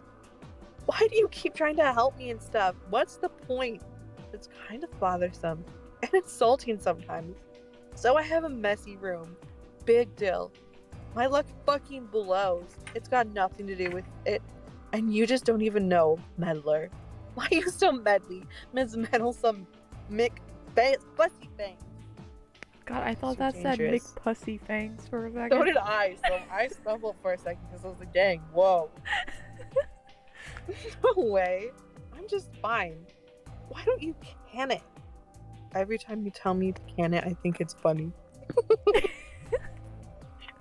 I mean, it's just a funny thing to say, don't you think? It's okay to be dangerous. Lots of people are. And dangerous people can be really important. Maybe even the most important sometimes. Maybe it just means there's got to be someone around to keep an eye on them. And if not me, then who? Everyone has an important job to do. Okay, so you're spying on me. Kind of creepy. Man, maybe we should get a life. Or, if you're so high and mighty and think you're so great, maybe you could, I don't know, try and stop me from doing bad things. Damn, she's mad. Damn, look at all those 8, she's angry. God. That wouldn't work. I tried to stop you, you would regard me as an enemy instead of merely a nuisance. And what good would that do? So I'm afraid Mick Fussy Fangs it must be. This guy is so cute. I know. Ugh. Okay, great. Fine. I'm gonna check on my losers now. And I'm starting to think you are full of shit. And I'm quite sure she'll be quite fine. You're right, anything could happen, I guess. But just so you know, I'm sorry for your loss in advance. Ugh. And why didn't I just get the last word and sign off real quick like I usually do? Let you sneak that stinking little ninja quip in there. Ugh. So mad. Ozzy's stupid goddamn supportive friend. You go down like 50 million stairs to her nest below. You wonder if any other kid on the planet has such a high maintenance lusus. You doubt it.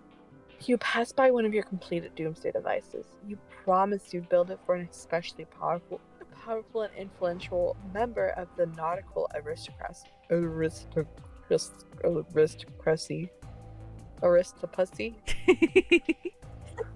In return for his collusion during your Sure. campaign. I'm fighting for my life. Some guy you were in cahoots with. You guess none of it matters now, though. It was tough to build, and it isn't perfect yet. Luckily, one of your pals nearby is pretty handy with technology. He can be tapped for parts and favors frequently. You wonder if any other kid on the planet has as many irons in the fire as you. You doubt it. See, look at this. She's fine. Fine and huge and hungry as ever. You guess you're relieved?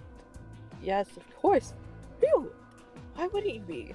You would be devastated if anything happened to your dear, sweet custodian. Oh no. Please, no. I'm free! Yes, there's no delaying this guy's introduction anymore. As long as we're in the neighborhood. Your name is Equius Sahak. You love being strong. Unfortunately, you suck at archery. You have not successfully fired a single arrow. Every time you try, you break the bow.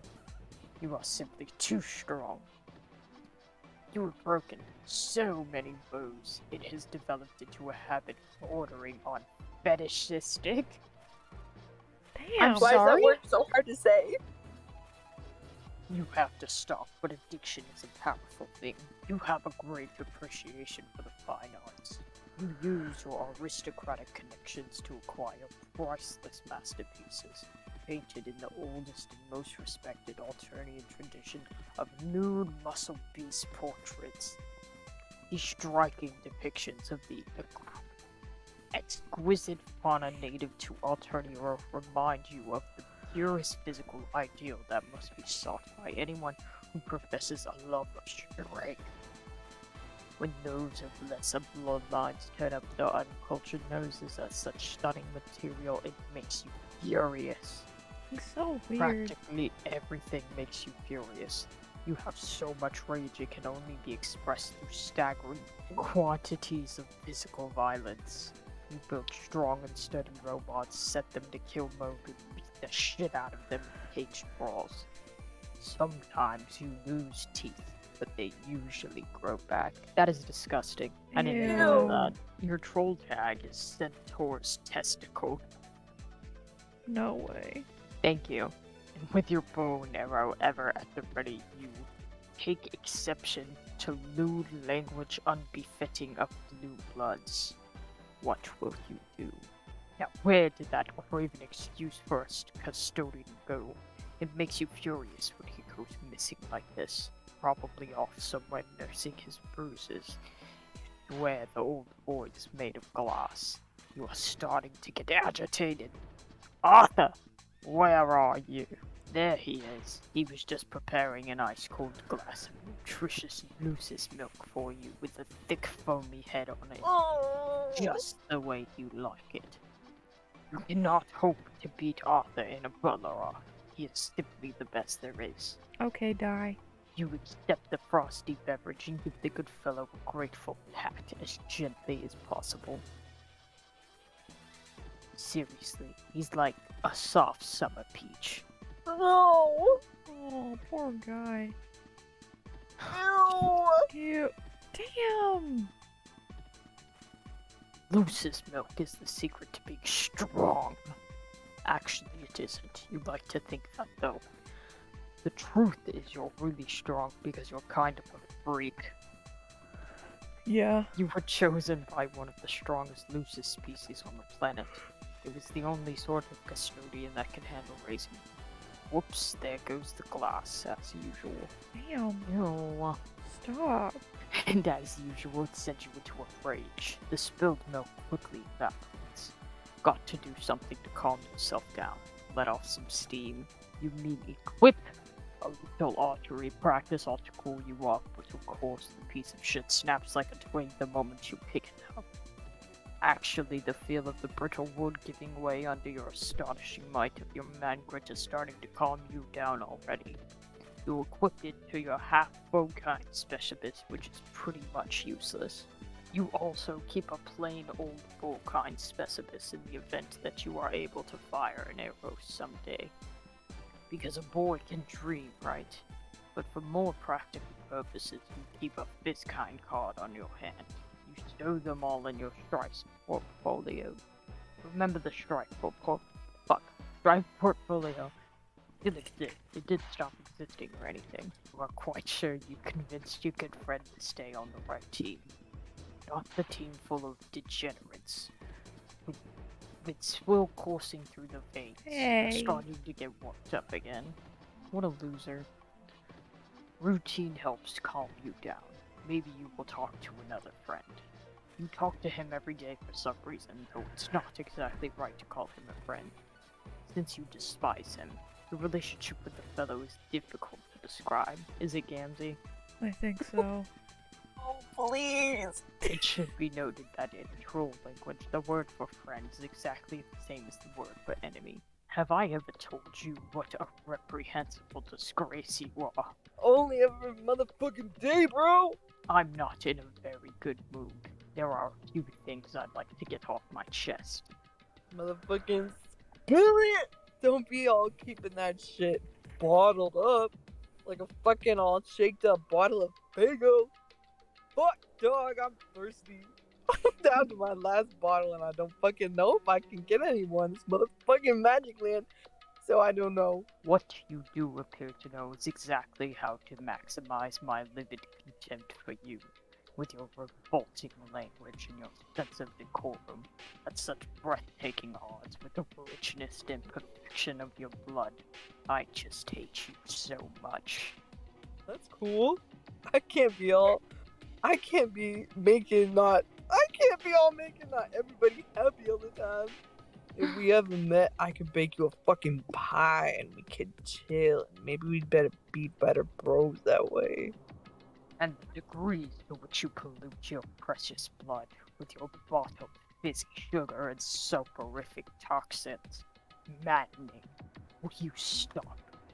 Whoa. I will. How do you know that?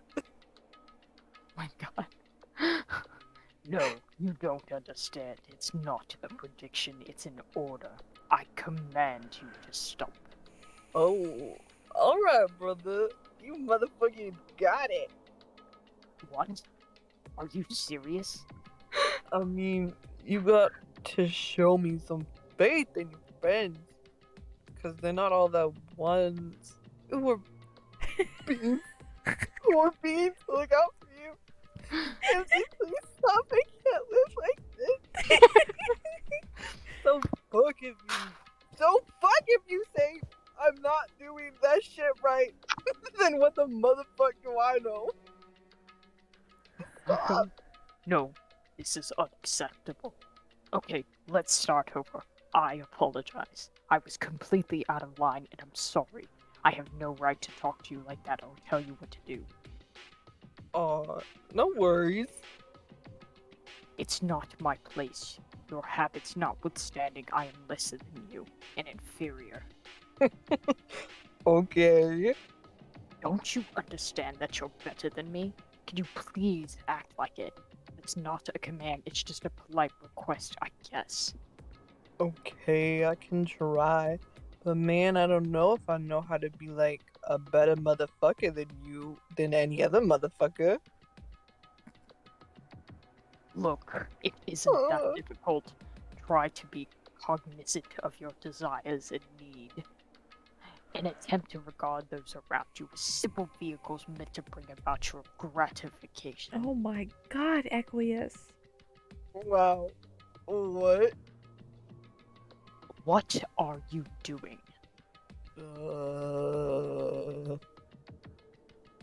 Right now, it sounds as if you have begun playing with the red team.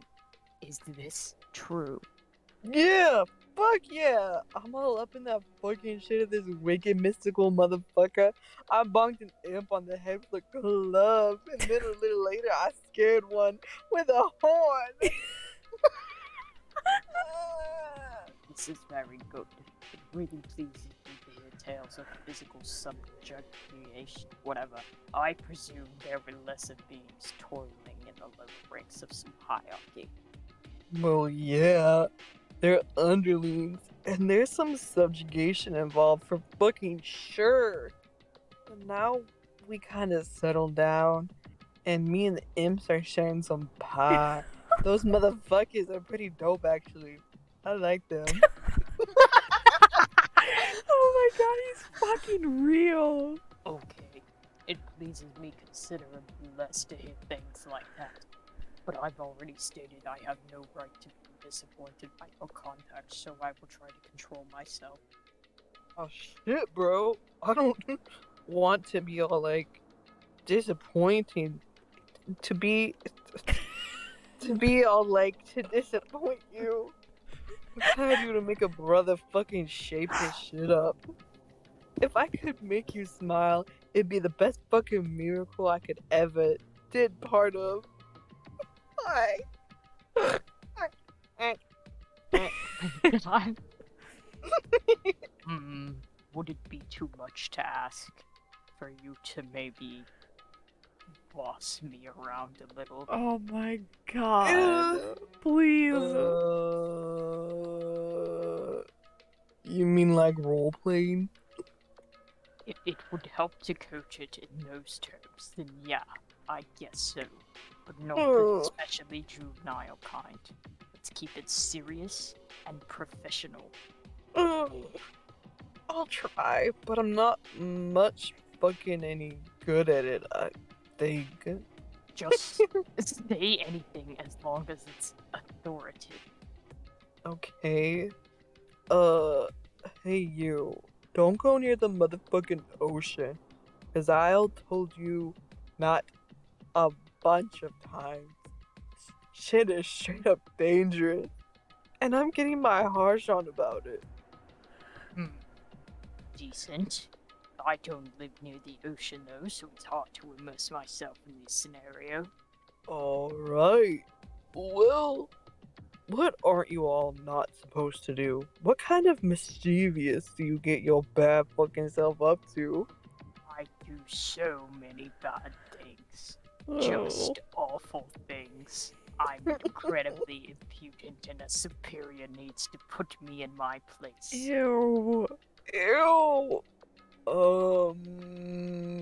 Okay, well, don't be doing all those bad fucking things, bro. Yes. Yes, that's good. Like that. Ew. Cut that shit out. I'm so all meaning this. Excellent. Now tell me this, High Blood. I've been roughhousing a little too hard lately. I've been a bit of a mess, and anyone in a position of authority would surely be cross about it. Percentage? Cross! Oh. What do you make of it? This wretched misbehavior. Fuck, man. I'm so motherfucking salty about all that business you said. Fuck! I'm like all moving my mouth, and the wicked noise is coming out at the crunchiest way possible. And it's going at your direction. Cause that's the direction to fucking be angry at. My god. I can't do it anymore. Yes, so good. I am presently whipped into a state of contrition, one befitting of our class disparity. But I'm starting to piss by again, so it's best that we stop. Thank you for indulging me. No problem, bro. It's cool we could all up and motherfucking open up a little bit with each other. Like bros. If they still be want to get off your chest, dude, like I said, I'm fucking here for a motherfucker. Kind of like a miracle. How it's always there.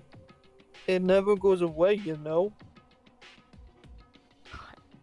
No, but I comprehend the sentiment. I have lots of thoughts, but they're difficult to communicate. If you'll listen. Sure. Honestly, I'm confused by the social order. Man, me too. I don't know what color is what, so I don't bother with thinking on that motherfucker. See? That's what I mean.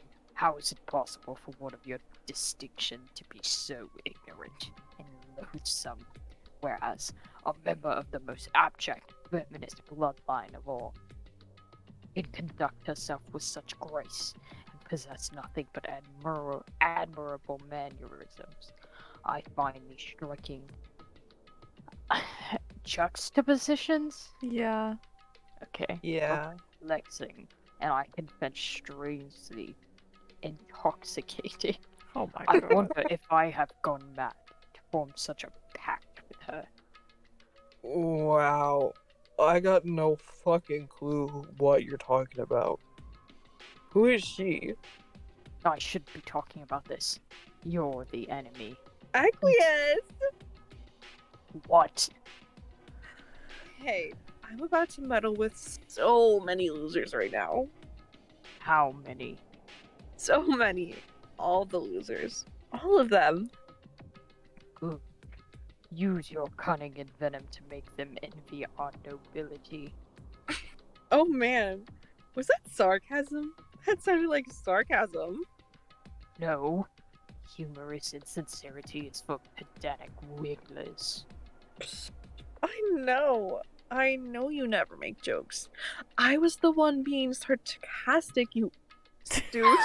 I was being sarcastic about you being sarcastic. Duh. That's because you're a little worse than me. The fuck I am. Anyway, hey. Did you finish Arati's present yet? I'm about to fuss with her, and I want to know if I can keep my promise or if you're gonna make a liar out of me. I'll deliver it shortly. Great. Thanks, buddy. I'll be Ew. waiting here for you. Ew. I'm happy to help. but I don't understand why you're intent on gratifying that worthless peasant. Damn. Because I promised I would, and it's none of your damn business. Man, but you're prying, always fidgeting and poking and prying. Fine, then let's proceed with the plan in a curt and professional manner. Agreed. So, just to review, we will let Aradia perpetrate her cute little plant Solix and usurp her power. Yes. Isn't it funny when these chumps, oh my god, I can't read, try to get all tactile and underhanded? It's really adorable. I guess it is pretty quaint. Anyways, she makes her little power grab, and that's when we both step in and usurp her as co-leaders. Right? That's the plan. Okay, good. Then the best team will be led by the 2 highest bloods the way it should be. Or at least, the highest bloods who aren't shitty clown worshippers or underwater freaks. Sounds good? Yes, we're in an absolute agreement. Yes. Yes. Yes. Yes. Yes! Stop. Great! What a great team we are. Hey, you wouldn't be planning anything sneaky, would you? No, don't be absurd, are you? How could you suggest such a thing? Man, so insulting. Okay. Perfect. We have the perfect plan. And no one is plotting any sort of double crossings or backstabbery or anything like that. Also, I don't have sleeves. I am as transparent as can be, and my word is my bond. I know. Don't worry, dude. I trust you completely. Ew. You know, I can feel you trying to read my mind. Bullshit! Probably just another one of your many daily rage aneurysms. Why don't you cool your jets and have a glass of gross muscle beast milk? Get out of my head. It's making me angry. Try to remember who built your arm for you. Oh god, don't you dare. Okay, good job, Equius. You delve deeper into your hive where you store many of your robotic projects. The lair doubles as the caged arena where you battle them. Under the top is the completed gift. You of course have no intention of delivering this to your neighbor as promised. You naturally will double-cross your accomplice just as you assume she has plans to double-cross you. You assume she is assuming the same of you. Business as usual for blue bloods. You will deliver it to Aradia yourself to gain her favor and then double-cross her into your rightful position as team leader. How ironic that someone of your blood purity must work to win the favor of the lowest sort of peasant. Humiliating. Strangely titillating, even. But in the end, class orders will be restored. I miss Dave! Me too. I'm sick of this. You reveal her sparkling new chassis. You have paid a great deal of attention to quality and detail in this model. She is perfect. You don't know what to make of the feeling she stirs.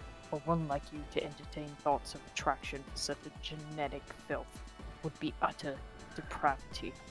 Exquisite, delectable depravity. You're disgusting. Ew! Ah, That's so creepy. Unhand her right now. why, Aradia? It appears the red glass of your eye has got the pink and green glint of the moons in their perigees. The sweet poetry almost makes a man forget how the grime that once filled your veins made his stomach turn. It is a good omen for illicit lovers. Could you imagine the scandal if anyone found out? No one must ever know. But worry not, your heart will pump no more of that despicable red sludge. You have been given a new heart. You can be taught the ways of the class you were always meant for. No one is beyond redemption. Be grateful, dear Aradia. For the first time in your meaningless life, you have met a man with true compassion. Go to hell. Wow, Go to hell. We need him to die. Just what do you think you're looking at? Keep your cold mechanical judgment to yourself, as if your own record is so spotless. Don't forget who made you. Oh, what's that? My, that is a smart mouth you have. That was the last straw. An example must be made of this insubordination. No! Oh shit. Oh shit. Oh shit. Look Oh what you shit. did, Aqueous. The lousy thing breaks. You seriously cannot believe how unbelievably shitty this doomsday device is. Oh shit. Snapping like my jaw, my legs, my spine. Yeah. Damn. Oh my god. No. Well, No! No! Oh, Fuck me. Jesus. it looks like tonight we will have to break our truce. Or at least suspend it. Hope you don't mind. How do you figure that? Because tonight we'll play a game together for the first time and I don't even know forever. The truce wasn't about not playing games together, dummy. It was about not stabbing each other in the back anymore, and stopping the endless cycle of revenge, and above all, not using your powers to hurt people who don't deserve it. Man, you like to give me such a hard time about all that. I can't catch a break. But you see, I'm trying to put all that behind me and make amends with everybody. No, of course you can't see that. What am I saying? Wow. Iska! Vriska. Die! It's hard to believe you with all the lying you've done. Your blueberry bubblegum words still smell pretty good, but your deceit stinks. I'll prove it to you. I'm giving Arati a present that will make her feel all butter finally. Then I'll be in the clear. Whew! Totally redeemed. You'll see. I mean, smell. God. I don't know why you're bothering trying to help her. She won't care. Whatever it was you did to her, I think you broke her brain. It's so terrible. Man, why can't you cut me some slack for once? It's not like I even did anything that bad to you. I lost 7 eyes, but you only lost 2. I would say you came out ahead in the bargain. I know. And actually, I never really got the chance to thank you. Ugh, your sarcasm really stinks when I'm here. Trying to be nice. Okay, I guess I deserve it. I'm serious though. But I don't expect you to get that. Fine, be that way. But you shouldn't sit there and pretend we're so different. Remember Team Scourge? How convenient all that must be to be forgotten. You were so nasty. Oh man, if you crossed her as your pyro, you were fucked. Yeah, if you were a bad guy. We were supposed to be like a vigilante duo dispensing justice. And you could take the bad guys home and feed them to your stupid spider. But instead you just fed her everybody. And lied and lied and lied. Yeah, those were the days. I mean, days full of mistakes and regret. But it was still a lot of fun watching you dismantle huge teams of flippers with nothing but politics and head games, without even using any special powers. Wow. Nah. Come on, what do I have to do here? I don't know. Well, if you want to know what I think, you should start changing your tune. Because even though you got all these What the fuck? highfalutin morals and fancy reservations, you know as well as me that a killer is a killer is a killer.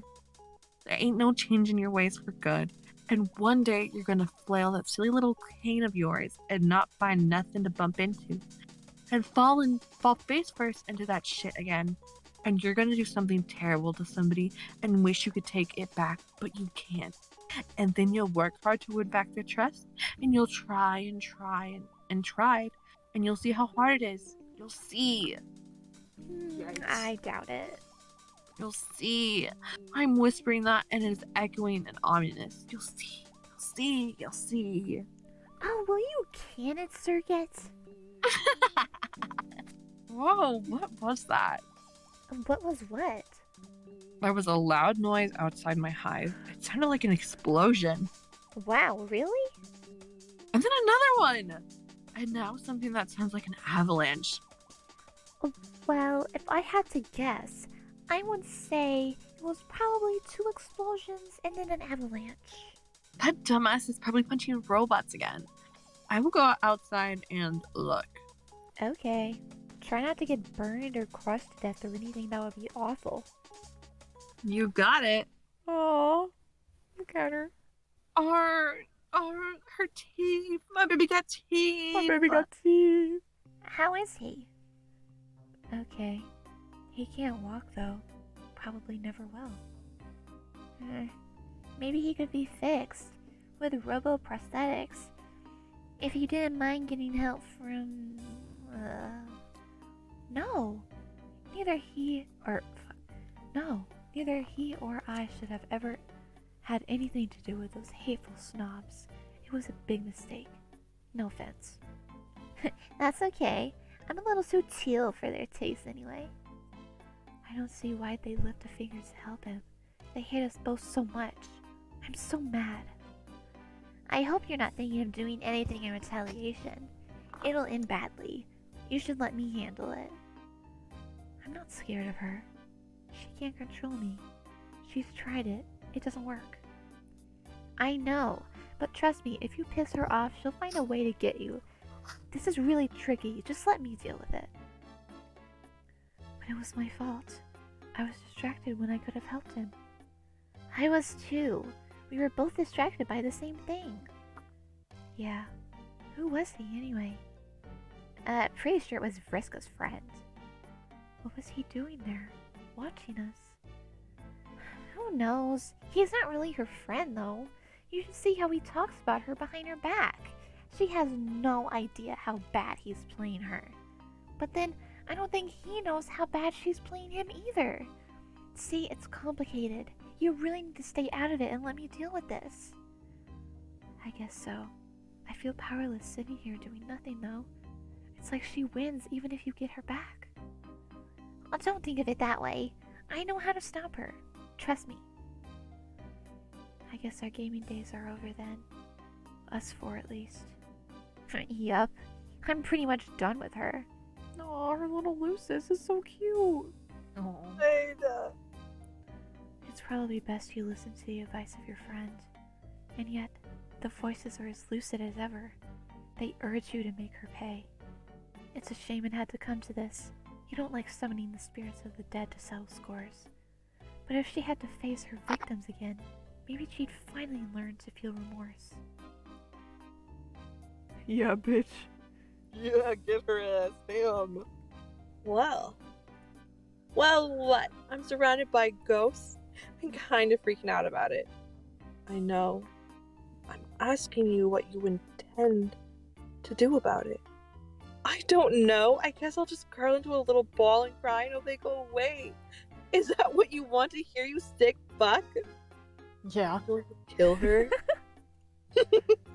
Who? Our friend. Your friend. I can't read. It's okay.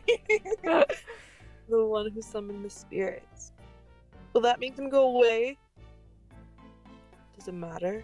She brought them here to torment you. This obviously warrants revenge. You know, you're going to anyways. You won't be able to help yourself. I don't have to do shit. Maybe I don't mind ghosts. Maybe they'll be great company once I get used to them. No, they're terrifying you. There's only one thing to do. Okay, so why don't you kill her? Be my guest. Wow, thanks for offering. What a pal. That's not how I work. Oh, really? Well, you seem pretty excited about killing Cavros, too.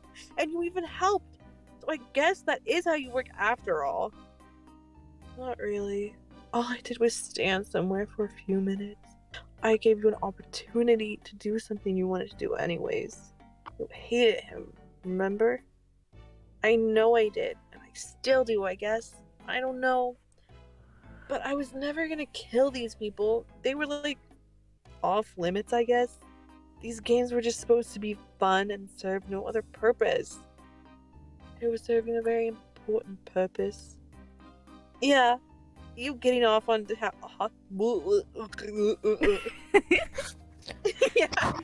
yeah, okay. You getting off on a girl Oh my god, if I can read words! You getting off on talking to a girl and killing her buddy sure is important, loser. Again, I didn't talk you into anything. Nor am I doing so now. You were and are going to do this regardless. I only ever place myself into positions of tangential involvement with events that will bring about my employer's entry into this universe. I oversee the events as they take place and ever so slightly nudge them into motion when necessary. I'm beginning to think you really believe that. So delusional. You're just a pathetic, lonely gamer who buys into his own character profile. Bruh. BS. God. The omniscient have no need for beliefs and no room for delusions. The dumbest, omniscient person I've ever met. Sure, you know a lot, but I know for a fact there's stuff you don't know. That's true.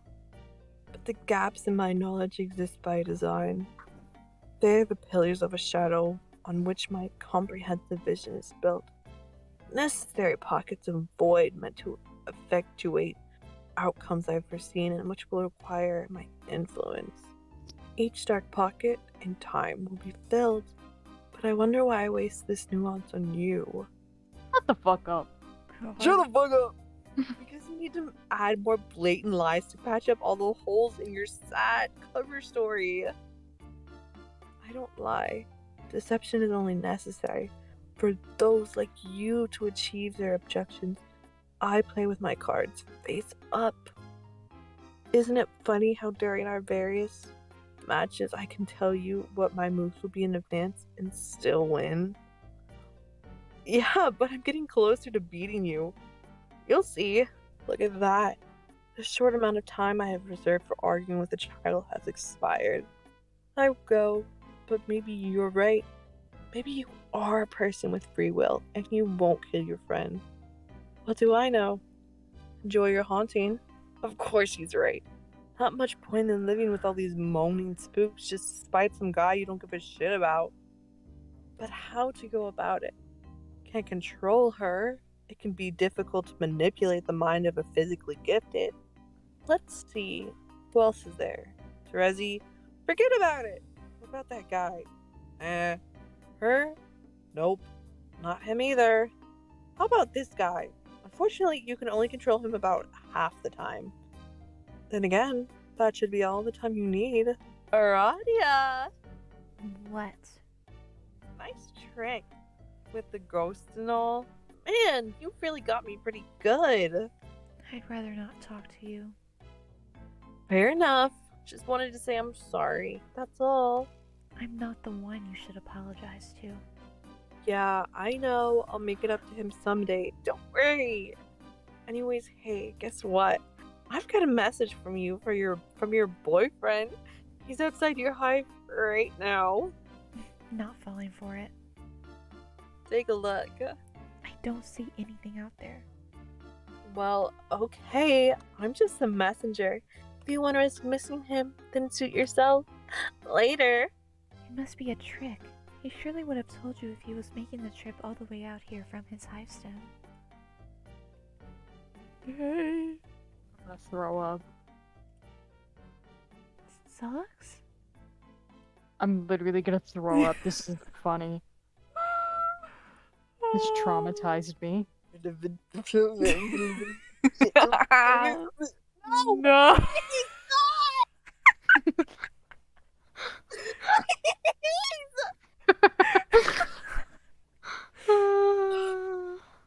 Not you. You try to be the white text guy, but fail to be the white text guy. No one can be the white text guy except for the white text guy. The white text guy is known as Doc Scratch. He's an officer of an indestructible demon known as Lord English. God. His job is to pave the way for the arrival of his master, who will be summoned upon the termination of the universe. He has worked at this task for many centuries, and will continue to do so until the great undoing. Scratch is Alternia's first guardian. Every planet destined for intelligent life has such an entity meant to protect it and facilitate the planet's ultimate purpose. A first guardian is typically almost as old as the planet itself, and each has a unique circocious you know what? Origin through the knots of paradox space. They can be born into great diversity of form, though they all share a common, especially potent genetic sequence. The code grants them near omnipotence, and when merged with the host of a great intelligence, near omniscience as well. What will he do? It's up to him. All we do is stand here and watch. What's he up to now? Hard to say since we're not telling him what to do. Guardians can never be told what to do. Neither the omnipotent kind nor the ordinary kind who raise kids in houses. It's a universal law of reality. Looks like he's pondering over his next move. In a game he's playing with some wicked troll girl down on the planet. Usually these matches are no contests, but she has been getting closer to beating him lately. And he has no idea how that is possible. Uncertainty, though rare, is quite a troubling sensation for the omniscient. What's this? It appears someone is contacting him. More bothersome uncertainty. How is this youngster able to relay an unsolicited message? He doesn't even have an account name. Hey, white text guy, I have a tip for you. How are you able to contact me? Never mind, I figured it out instantly. Really?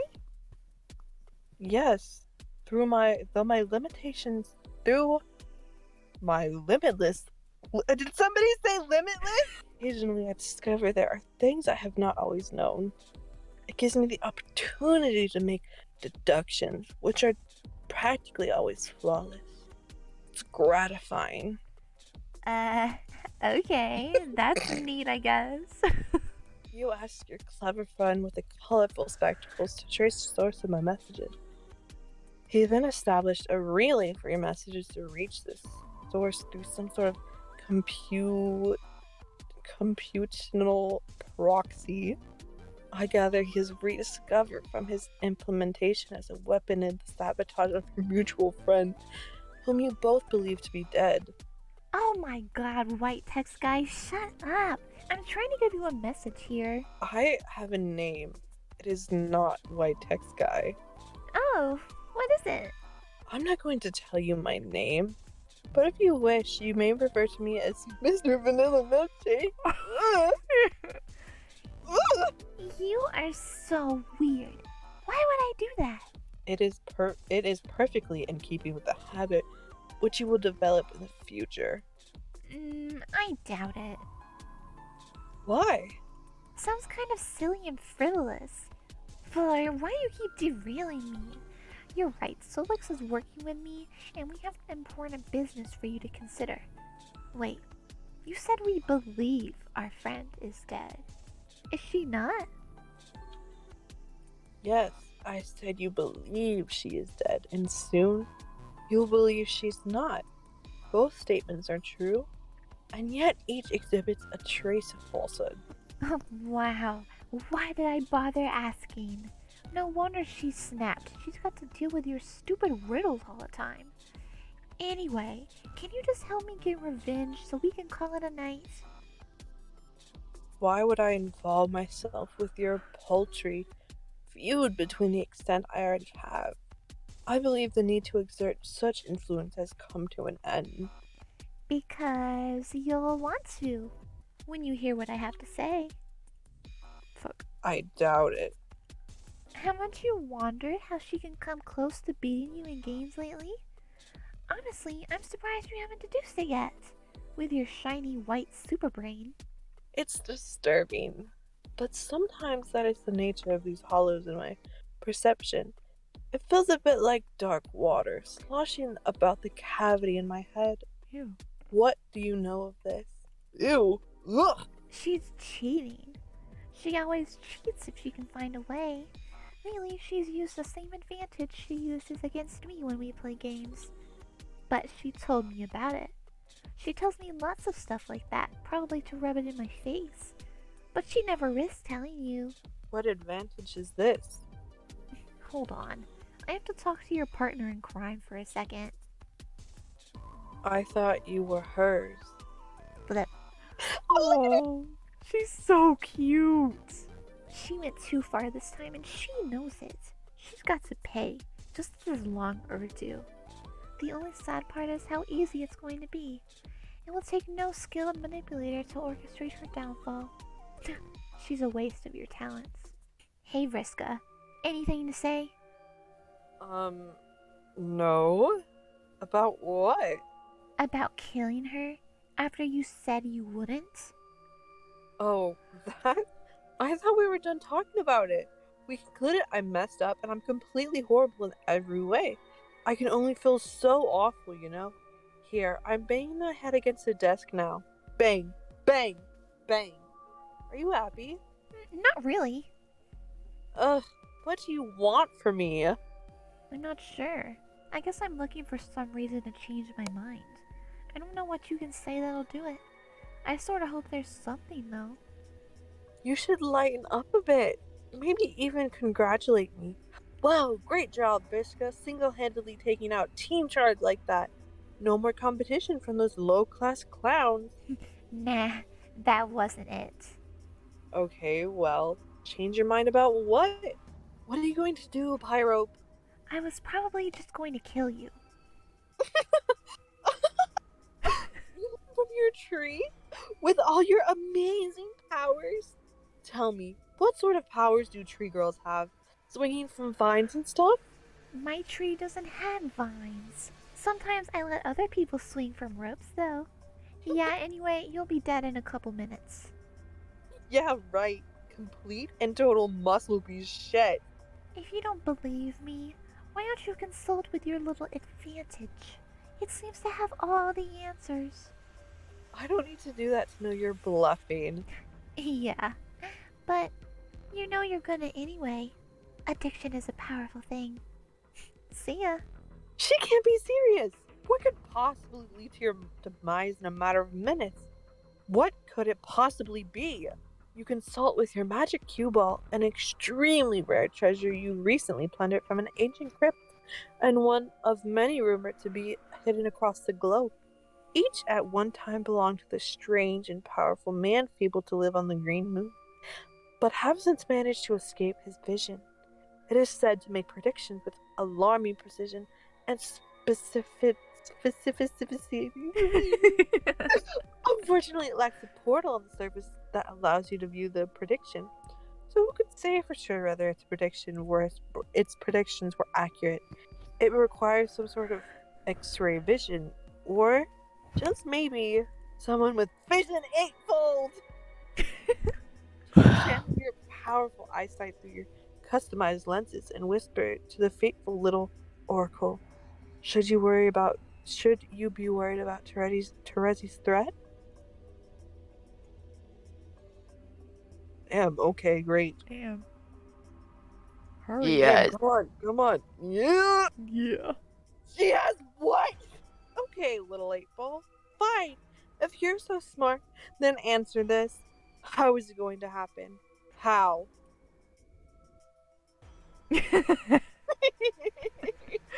Yeah. Oh my god, it's turning into a season E. Stop. Wow, rip. One retrieves his dead custodian from the rubble below. Another finds her struggling to survive. You guess you've got to put her down. The question is, do you have the luck to get it done? Would a sufficient roll even qualify as good luck in this case? You don't know. Maybe the dead girl is onto something. Maybe the only way to beat your bad luck is not caring about the outcome. 7 of the fluorite octet lands, narrowing the field down from the full 8, whatever Jesus. that's supposed to be. One tumble through the air, it will decide among the 8 remaining techniques. Damn, bitch. At the guillotine, Damn. Oh.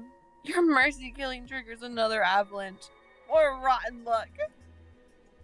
Oh my god! What's your deal? What do you mean? Did you just zap Equius into the game? His hive disappeared. Are you not happy about that? Hell no, I was supposed to get your surprise present from him.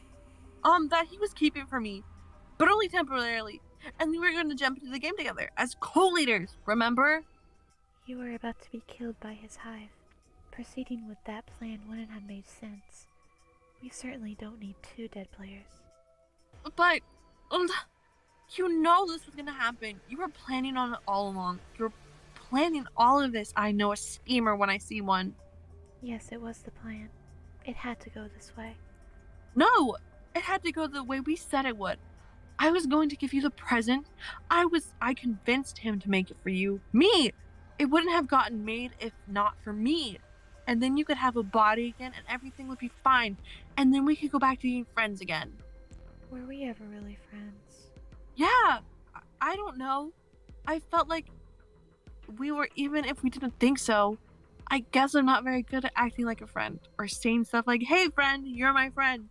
It doesn't really occur to me, but we were. Why would you play with me if you didn't think I was your friend? I don't remember. It doesn't matter. Barf, more of this apathetic baloney. Why don't you cut the ghost girl act already? I get it. You're dead and spooky. Ribbit. Okay. Pretty odd. Sorry. That's cool. You can ribbit if you want.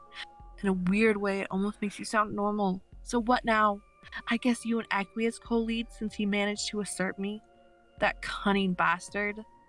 I guess I follow you into the game instead. Fine by me, I'll follow you guys. Just give me my orders, boss. No. You're not on the blue team. Oh, what the fuck? You were never going to be. I get it. I finally see now. This is your revenge. You finally did it, Mejigo. You got me pretty good. Well played. It's not revenge. You were always supposed to be on the red team. You'll believe me later. When you wake up. What a load of shit. You've been plotting your revenge since day one, and I fell for it like a sucker. Can't say I blame you. I've never thought about revenge at all. But why not? I killed you. I don't care. You're so infuriating. Why can't you just hate me? It would be a lot easier that way. Please feel bothered or annoyed or something. God! Maybe I should just rip my heart out of my chest and pound it to a bloody pulp here on my desk with my super strong robot arm. Pound, pound, pound, pound, pound. Oh my god, she's going to Pound Town. Relax, girl. Oh my god. Look at this. Look at that. More nasty blue blood all over me. Why not? Because clearly it's up to me to feel emotions for the both of us, you miserable soulless witch. Whoa. I hate you. Hate. I only regret killing you because it made you so boring. Sorry. I don't want to be on the red team. It's full of jerks who think that I'm a big jerk. They need you though, and it's where you need to be. Carcat will be in touch with you soon. Oh god, I can't wait for that conversation. Also, if it's any consolation, the teams are meaningless anyway. What? Why would that be consolation? It's more vague, spooky nonsense. Fuck you for me trying to help you. Fuck the blue team. Fuck your conniving. Fuck Equius's double dealing and the stupid muscle beast he rode in on. And fuck you for saving my life. Fuck you.